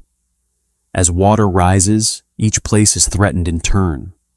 At first, people shift slightly inland. Then they shift again. They adapt their diet, build new shelters, learn new channels, and teach children new dangers. But there comes a point when adaptation becomes departure. The old territory cannot be lived in as before. The people must move, and when they move, they carry grief in the form of story. The land beneath the sea becomes not only lost property, but lost identity. It becomes the before place, the ancestor place, the country of mist and water. Over generations, that memory may become mythic. The drowned plain becomes a paradise lost. The advancing tide becomes punishment or purification. The survivors become chosen ancestors. The hill they climbed becomes a sacred mountain.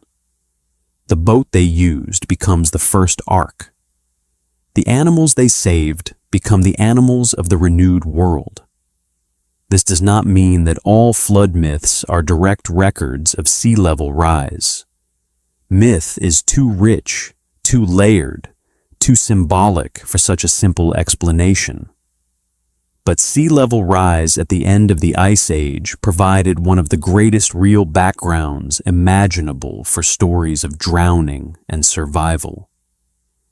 It gave humanity a world in which the ocean truly did swallow lands. It gave memory something vast to work upon.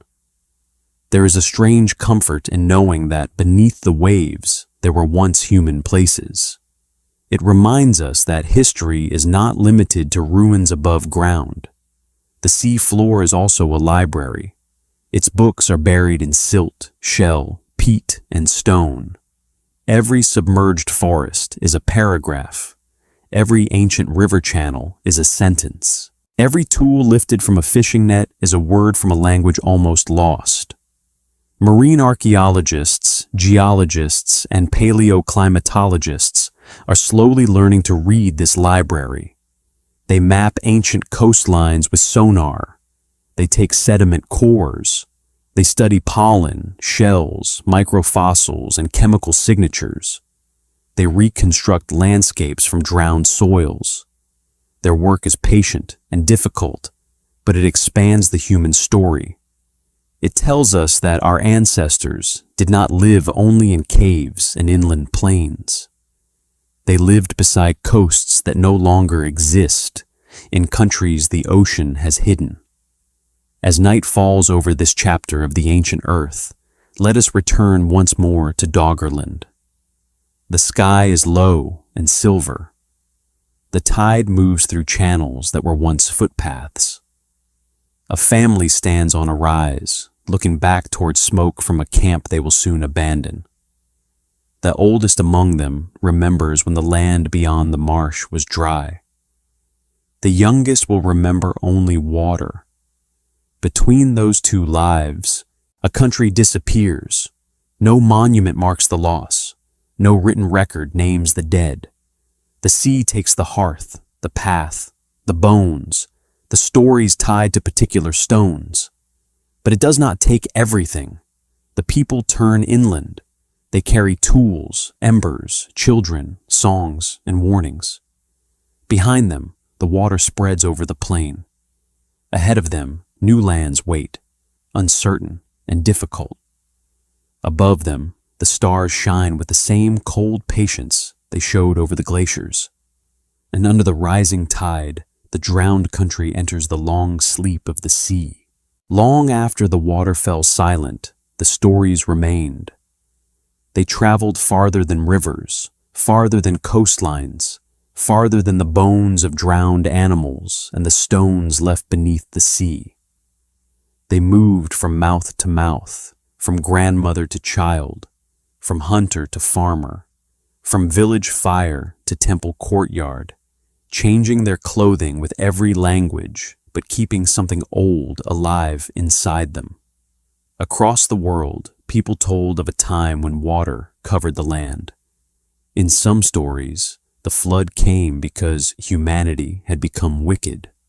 In others, it came because gods quarreled, because a cosmic order had broken, because the sky opened, because the sea crossed its boundary, or because a warning had been given to one person wise enough to listen. There were boats, rafts, mountains, birds, seeds, animals, and survivors. There was terror, but also renewal. The flood destroyed, and then it began the world again. To modern ears, these stories often sound like religion or myth, and they are.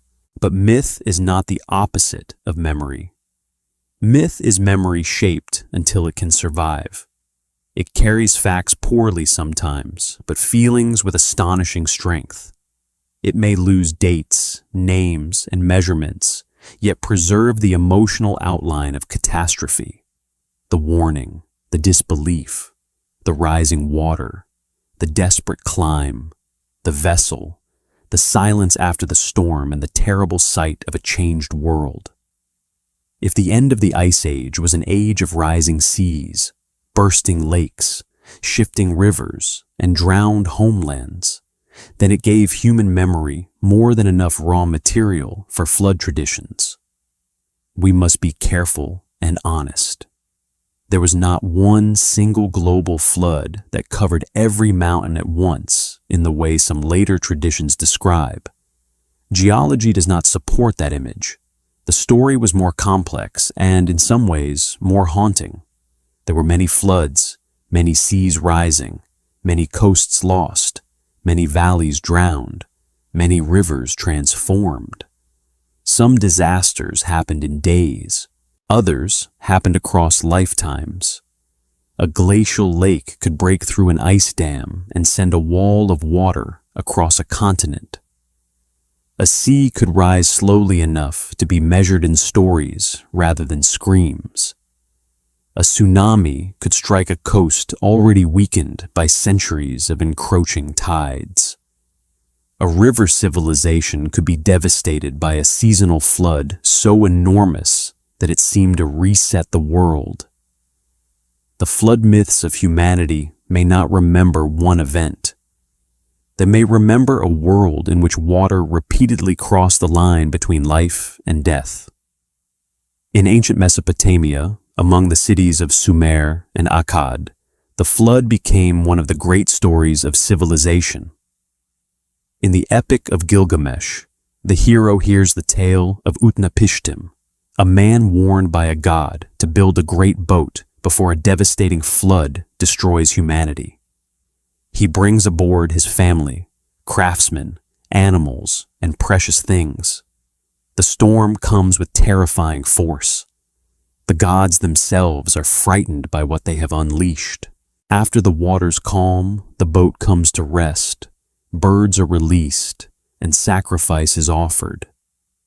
The story is older than the written tablets that preserve it, and it belongs to a landscape where rivers were both blessing and threat. The Tigris and Euphrates could feed fields, carry trade, and support cities, but they could also flood violently and unpredictably. For people who built civilization in alluvial plains, flood was not an abstraction. It was the power beneath the grain, the mud, the law, the canal, and the city wall. Later, in the Hebrew Bible, the story of Noah would carry similar themes: warning, ark, animals, rain, judgment, mountain, dove, covenant, and a renewed earth. Whether one approaches these texts as sacred scripture, literature, cultural memory, or all three, they reveal a deep, ancient conviction. Water could cleanse the world by destroying it. In India, a great flood story appears in traditions concerning Manu, the ancestor of humankind. A small fish warns Manu of a coming deluge and asks for protection. As the fish grows, it reveals divine nature and instructs Manu to build a boat. When the waters rise, the fish guides the vessel to safety, often toward a mountain, and from Manu, the human world is renewed. Here again we meet the pattern: warning, preservation, vessel, mountain, rebirth. But the emotional texture differs. The rescuer appears first as something fragile, a fish needing care. The one who will survive is the one who listens to and protects the small voice before disaster. That is a profound lesson from a world of environmental uncertainty. Catastrophe may announce itself softly. Survival may begin as attention. In ancient Greece, the flood of Deucalion and Pyrrha tells of a world destroyed by the anger of Zeus. The surviving couple rides out the waters in a chest or vessel, lands upon a mountain, and helps repopulate the earth. In some versions, they throw stones behind them, which become human beings. Even here, beneath the divine drama, there is an image that belongs to disaster memory, two survivors on high ground after the waters retreat, facing the emptiness of a world that must be remade. In China, flood traditions often take a different form. Rather than one final deluge survived by an ark, many stories focus on the long labor of controlling water.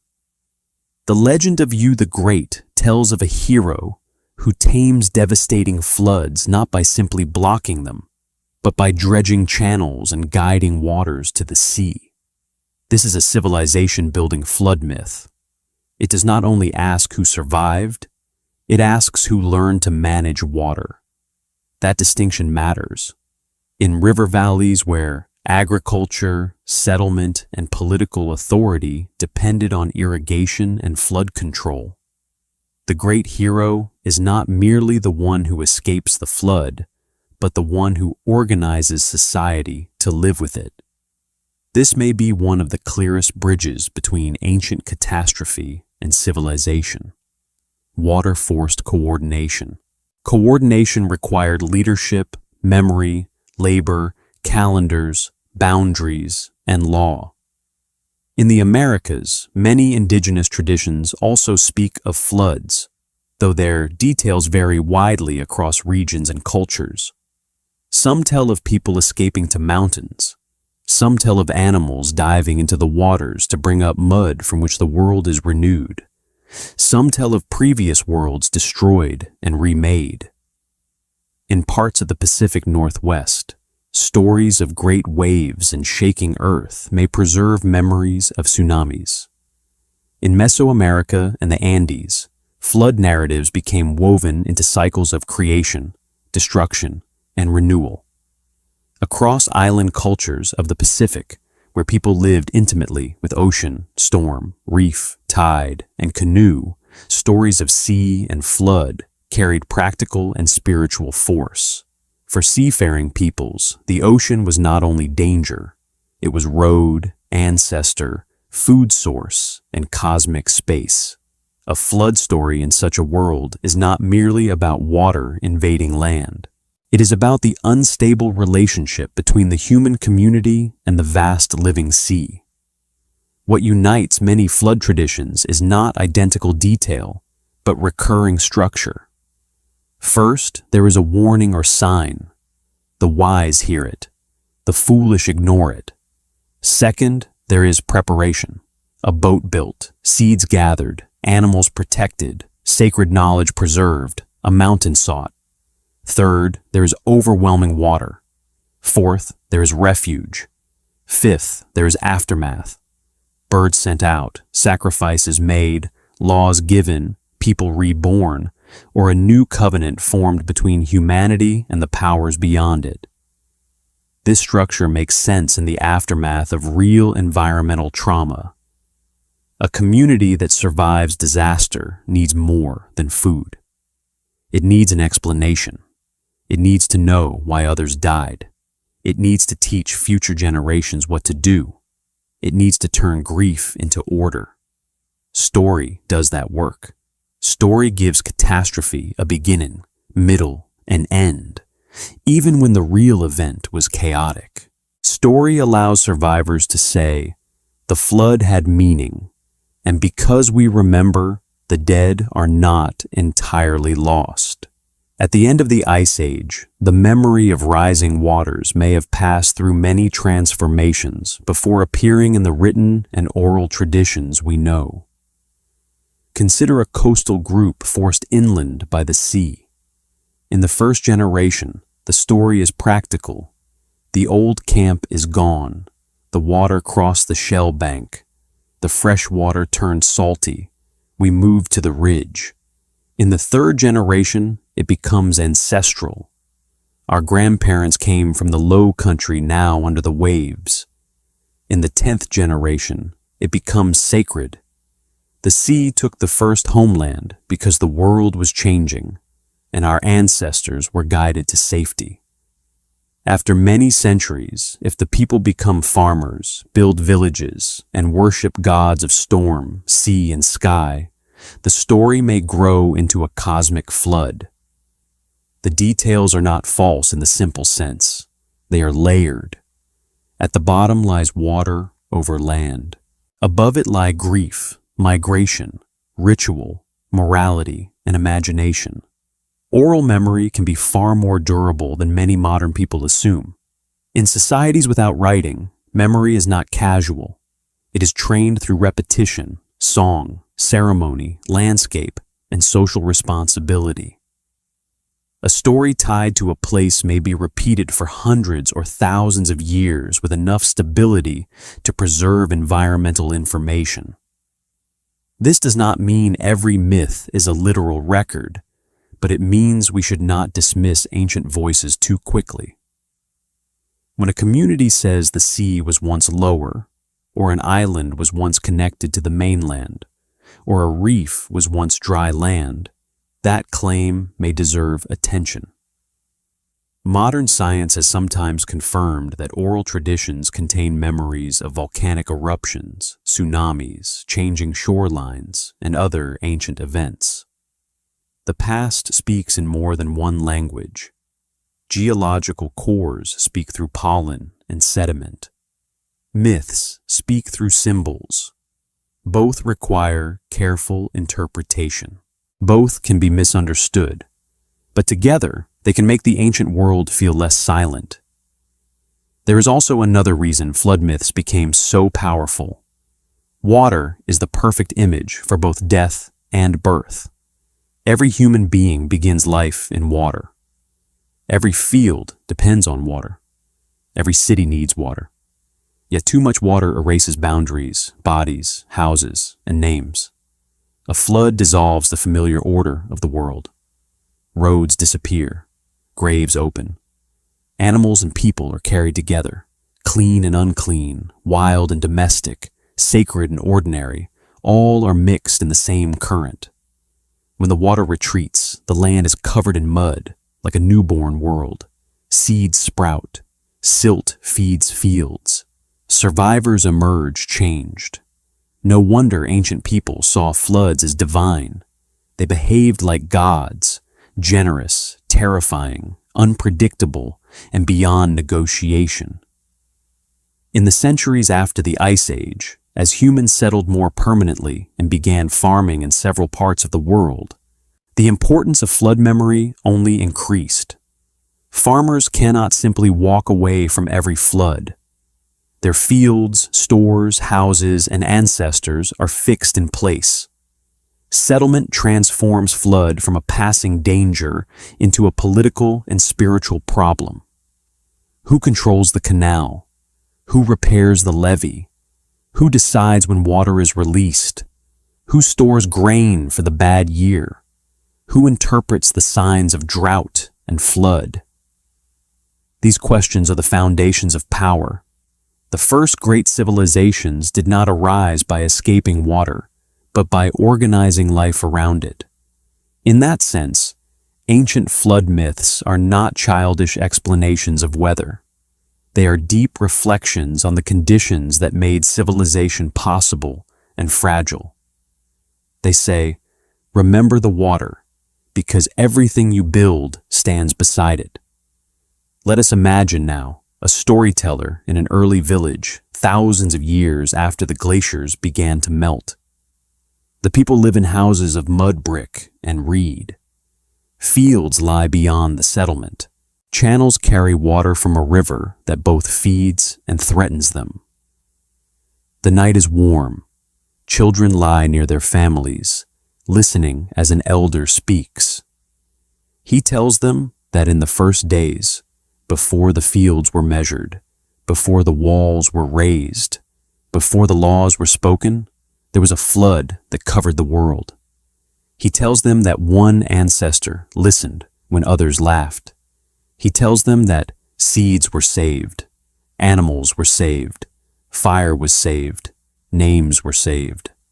Outside, the river moves in darkness. The children hear it against the bank. They are safe tonight because their parents have repaired the channels, because the granaries are sealed, because the stars and seasons have been watched. But the story tells them that safety is never absolute. It must be renewed, It must be earned through memory. Perhaps that is why flood stories still move us. We live in a world of satellites, tide gauges, climate models, and engineering projects. Yet the old fear remains easy to awaken. We know what it means when water crosses a threshold. We know the helplessness of watching a river rise, a storm surge enter streets, a coastline retreat, a glacier collapse, a home become unlivable. The ancient stories remain powerful because they were never only about the past. They are about the human condition on a changing planet. They ask whether we will listen to warnings.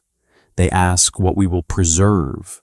They ask who gets a place in the boat. They ask what kind of world we will build when the waters fall. At the edge of sleep, flood myths become more than tales. They become echoes from the drowned corridors of human experience. Behind Utnapishtim's boat, behind Manu's fish, behind Deucalion's mountain, behind Yu's channels, behind every story of a people who climbed, floated, waited, and began again, there may be countless unnamed families from the end of the Ice Age. They stood on vanishing shores. They fled river valleys. They watched lakes break open. They carried children uphill in the rain. They returned to find the old places changed beyond recognition. They had no writing, but they had voices. And when they spoke of the water, the world listened. So the flood entered memory. Memory entered myth. Myth entered civilization. And somewhere far beneath the modern sea, under silt and shell and darkness, the old drowned lands remain, holding their silence while their stories continue to rise. When the waters rose and the ice withdrew, humanity did not simply survive. Humanity reorganized itself. The end of the Ice Age was not only a geological turning point, it was one of the great human turning points as well. A long pressure placed upon scattered families, mobile bands, coastal communities, river people, hunters, gatherers, fishers, seed collectors, and early builders. The world that had shaped them was changing faster than inherited memory could easily contain. The old coastlines were gone or going. The old herds were shifting or disappearing. The great plains near the seas were shrinking. Rivers were cutting new paths through soft sediments left by glaciers. Lakes were appearing, draining, and vanishing. Forests spread into some regions while drought hardened others. A person born at the beginning of a generation might die in a world that looked and felt different from the one described by the oldest stories. Under such pressure, human beings did what they have always done. They moved, watched, experimented, argued, remembered, and tried again. This is where the story of flood and climate becomes the story of civilization. Not because one disaster created cities overnight, and not because people suddenly became modern after the Ice Age. The transformation was slower, stranger, and more human than that. Civilization emerged from many experiments across many landscapes, but water was at the center of nearly all of them. Too little water meant hunger. Too much water meant destruction. Water in the right place, at the right time, under some degree of human control, meant fields, storage, villages, surplus, trade, leadership, ritual, conflict, and law. The memory of a world remade by water may have helped teach our ancestors that survival depended not only on courage, but on coordination. In the older Ice Age world, many human groups had followed animals, seasons, and ripening plants across wide territories. Mobility was intelligence. To move was to know the land. To know the land was to live. But after the Great Melt, some regions became richer in stable resources, especially along rivers, lakes, wetlands, and coasts. Fish could be trapped. Shellfish could be gathered. Birds could be hunted in marshes. Wild grains could be harvested in dense stands. Nuts and fruits could be stored. In certain places, people began to remain for longer periods, building shelters that were heavier, burying their dead closer to home, creating storage pits, and returning to the same sites year after year. A camp became a favored place. A favored place became a settlement. A settlement became a world of obligations. Once people build in one place, they begin to think differently. The future becomes tied to a location. A roof repaired today may shelter children next season. Seeds gathered today may feed the group months from now. A burial near the house makes the land ancestral. A wall says this place is ours. A storage pit creates the problem of protection. A field creates the problem of boundaries. Water creates the problem of timing. In this way, settlement did not merely change where people lived. It changed how people imagined time. The old seasonal round had been a circle across the landscape. The new settled life added another circle. Sowing, growing, harvesting, storing, guarding, praying, and beginning again. In the Fertile Crescent, among the hills, valleys, and river systems of Southwest Asia, this transformation became especially important. Long before the first cities, communities gathered wild cereals such as wheat and barley. They hunted gazelle and other animals. They built houses, stored food, and created ritual places. The Younger Dryas, with its colder and drier conditions in parts of the region, may have made wild resources less reliable. People who had already begun to depend on certain plants may have responded by tending them more carefully. Perhaps they cleared competing vegetation. Perhaps they returned to the best patches.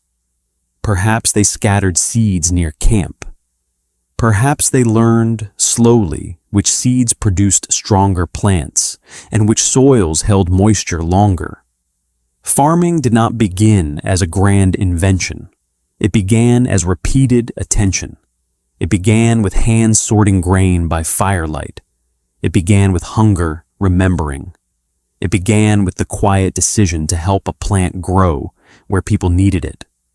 When the warmer Holocene climate arrived after the Younger Dryas, these experiments expanded. Villages grew. Domesticated plants and animals gradually became central to life in some regions. People built more permanent houses of stone, mud brick, wood, and plaster. They created communal spaces and ritual structures. They developed new relationships with goats, sheep, cattle, pigs, dogs, and eventually many other species. They stored grain and defended it from insects, animals, strangers, and neighbors. The village became a place of cooperation, but also tension.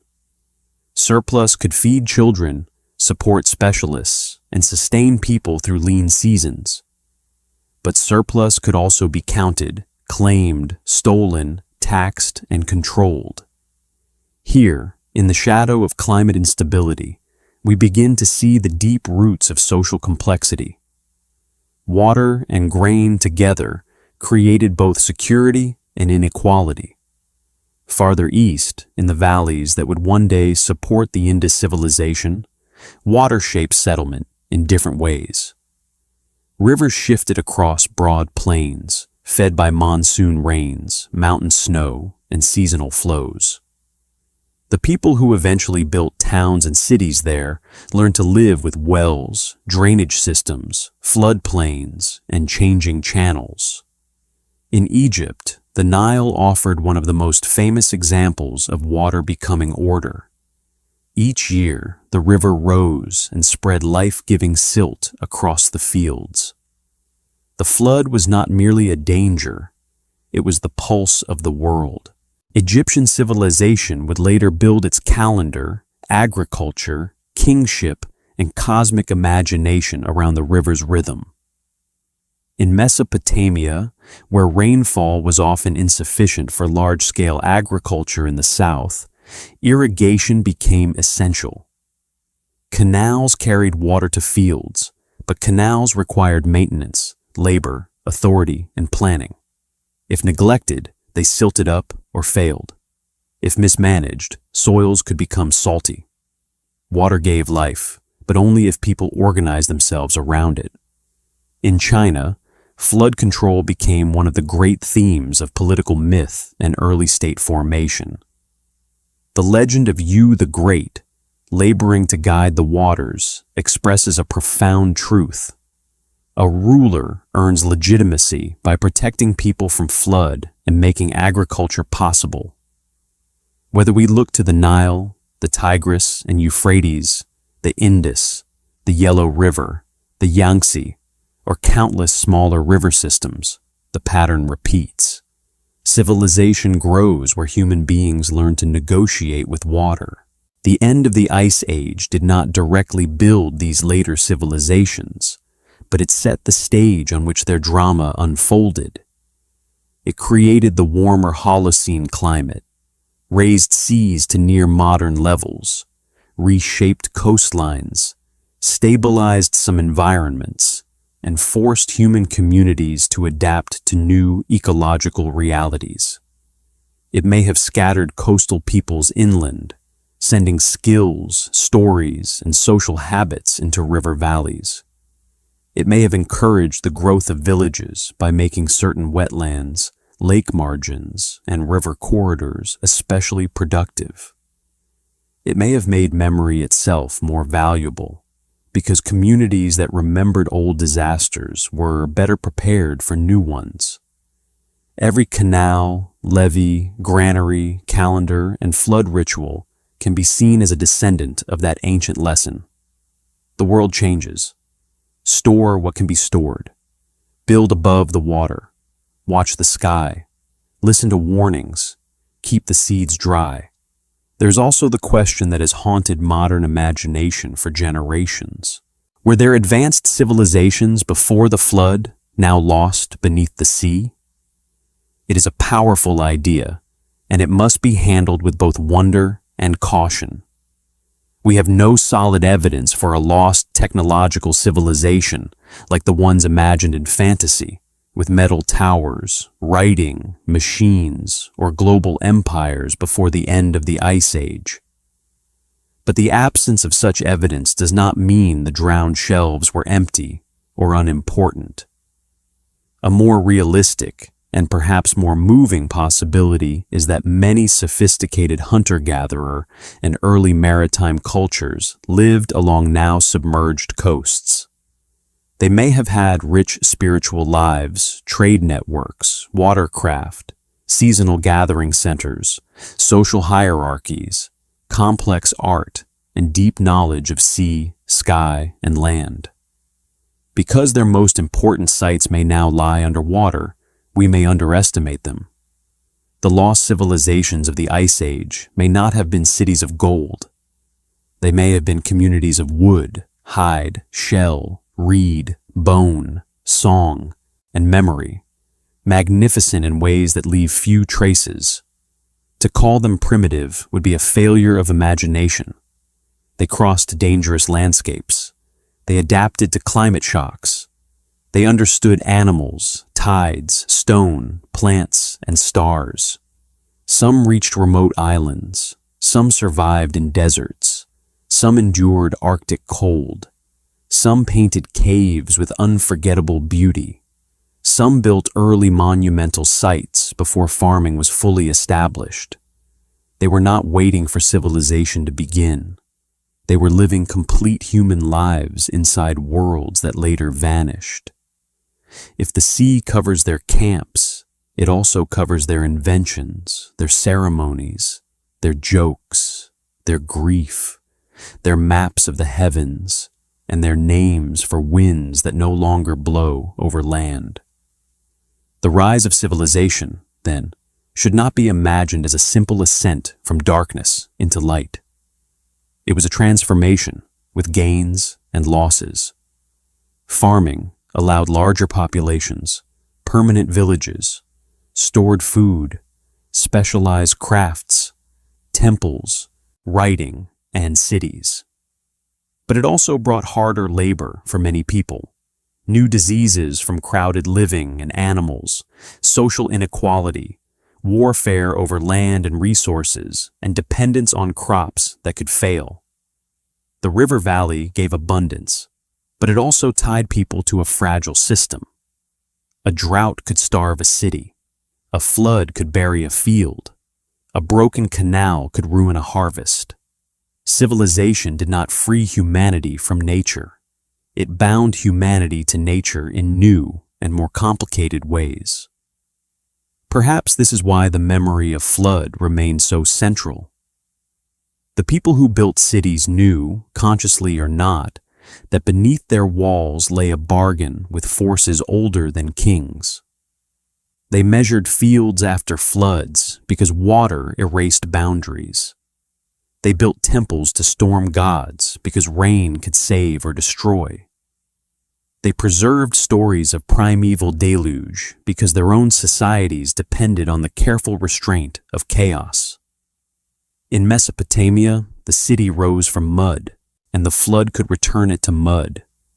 In Egypt, order was imagined as land emerging from the waters of creation, just as fields emerged from the Nile's retreating flood. In many traditions, creation begins when dry land appears from water. That image may feel cosmic, but it is also deeply practical. Every farmer after a flood has seen the world made again from mud. Let us imagine one of the early villages at the edge of this transformation. Dawn rises over a valley in the first centuries of the Holocene. The air is warmer than it had been in the old, cold time. A river moves slowly beyond the houses. Mist lifts from the water. Dogs stir near doorways. A woman steps outside, carrying a basket of grain. She has learned from her mother which seeds to keep, which to grind, which to scatter when the season turns. Nearby, a man repairs a wall around a storage pit. Children chase birds from a patch of ripening plants. An elder sits beneath the shade, watching the river level against a marked stone. The people do not call this civilization. They call it life. Yet inside this ordinary morning are the beginnings of a new human order. Storage, property, inheritance, labor, planning, measurement, and the belief that tomorrow can be shaped by what is done today. Far away, the sea is still rising over old coasts. Far to the north, remnants of ice still melt under summer light. Beneath the North Sea, the plains of Doggerland sleep. Beneath the waters of Southeast Asia, Sundaland is divided into islands. In the memories of many peoples, floods have become stories, and stories have become law, ritual, and identity. The first farmers may not know the full history behind them, but they live in its aftermath. Their fields are planted in a world made possible by melting ice and rising seas. Their villages stand in the warm interval after climate chaos. Their gods, perhaps, are already learning the faces of storm, river, ocean, and rain. As evening comes, the village gathers near a central fire. Someone tells the children not to waste grain. Someone warns them never to sleep too near the river in the wet season. Someone points toward the hills and says that the ancestors once climbed there when the water came. The children listen, their eyes reflecting flame. They do not know which parts are memory and which parts are myth, and perhaps that difference does not matter yet. The story teaches them where safety lies. It teaches them that water has crossed the world before.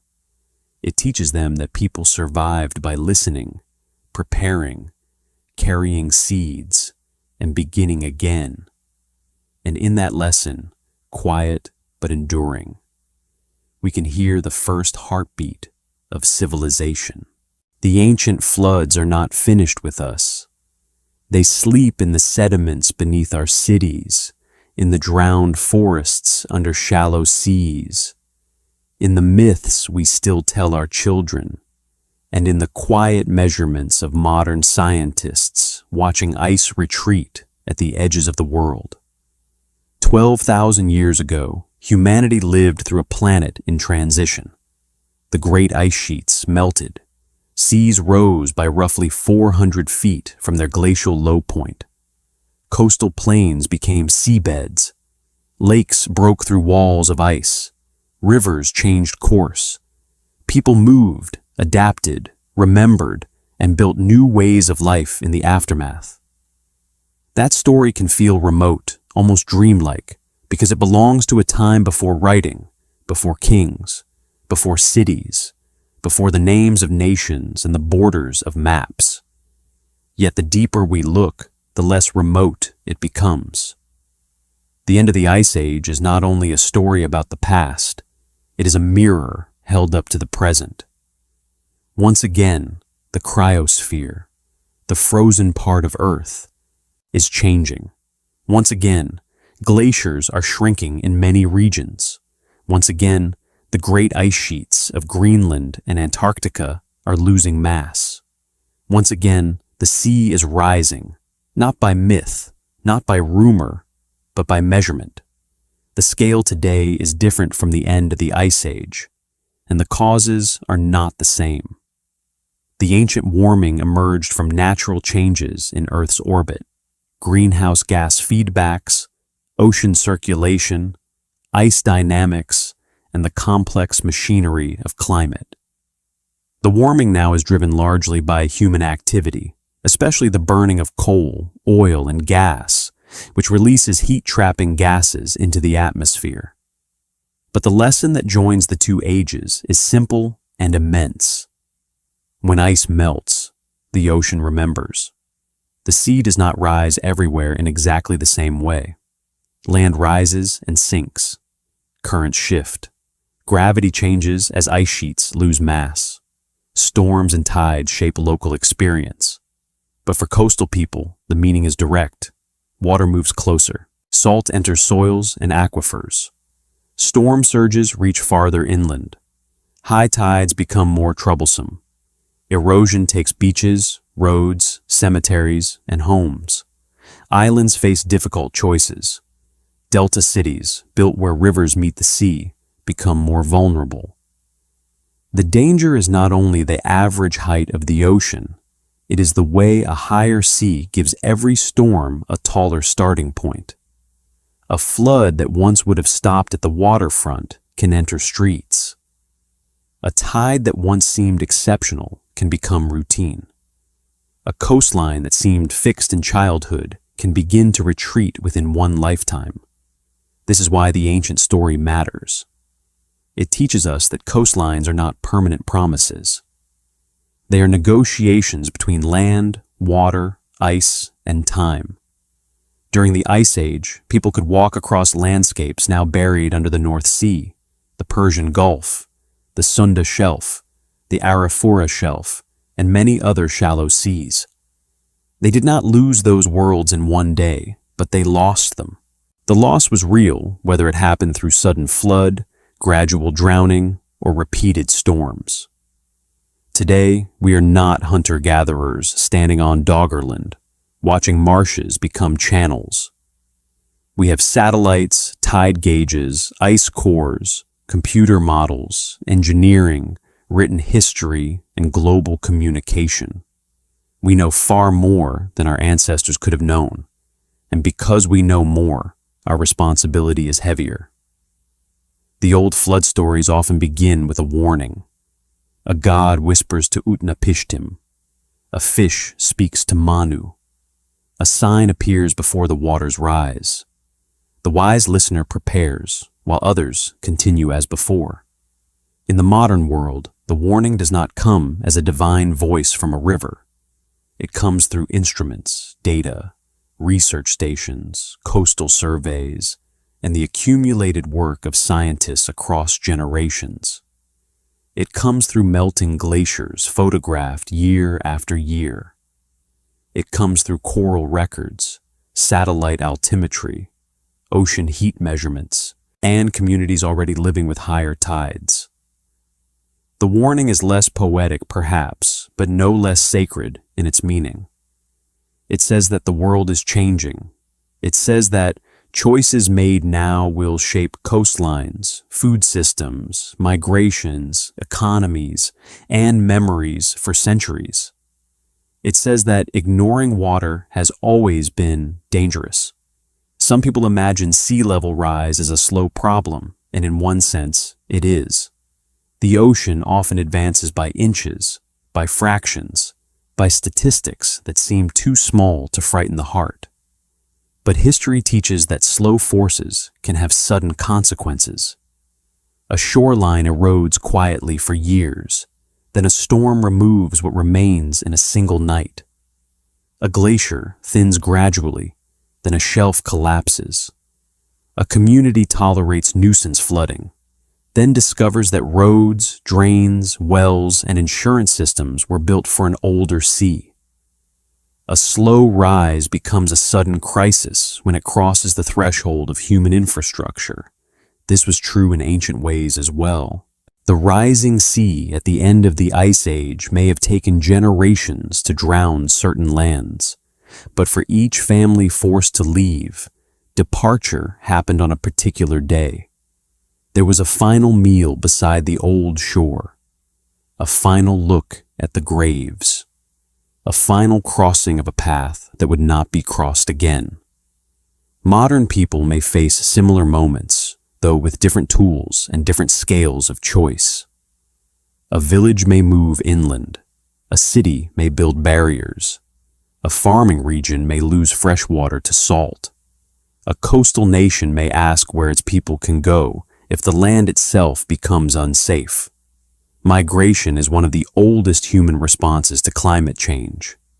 Our ancestors moved after droughts, floods, sea level rise, failing herds, shifting rivers, and changing seasons. Movement is not failure. It is part of human survival. But movement can be painful, and when modern populations are large, borders are fixed, and property systems are complex, movement becomes political. The drowned worlds of the Ice Age remind us that climate change is never only environmental. It is social, spiritual, economic, and moral. When a coast disappears, it is not only land that is lost, it is memory, identity, burial ground, language, and belonging. The first farmers learned to live by managing water. They dug channels, watched floods, stored grain, built above wet ground, and turned rivers into calendars. Some succeeded for centuries. Others failed when water systems changed, soils degraded, or drought and flood exceeded what their societies could handle. Their lesson is not that humans are helpless. The lesson is that adaptation requires humility. Water can be guided, but not commanded absolutely. Ice can be studied, but not negotiated with. Atmosphere and ocean respond to physics, not wishes. A society that believes itself separate from nature becomes most vulnerable at the moment nature returns to the center of the story. Yet this chapter should not end in despair. The history of the end of the Ice Age is also a history of resilience. Human beings endured cold reversals, rising seas, lost coasts, vanishing animals, and unfamiliar landscapes. They carried fire across continents. They turned memory into myth, and myth into instruction. They learned to plant, store, build, sail, measure, and organize. They created new forms of life in the wake of disaster. We are their descendants, not only biologically, but imaginatively. We inherit their fear of flood, but also their capacity to prepare. The question is whether we will use that inheritance wisely. Our advantage is knowledge. We can map low-lying coasts before the water reaches them. We can protect wetlands that buffer storms. We can restore mangroves, reefs, dunes, and floodplains where they still have room to live. We can design cities that expect water rather than deny it. We can reduce the emissions that drive future warming. We can plan migration with dignity instead of waiting for panic. We can listen to indigenous knowledge, local memory, engineering, geology, and climate science together. We can decide that the people most exposed to rising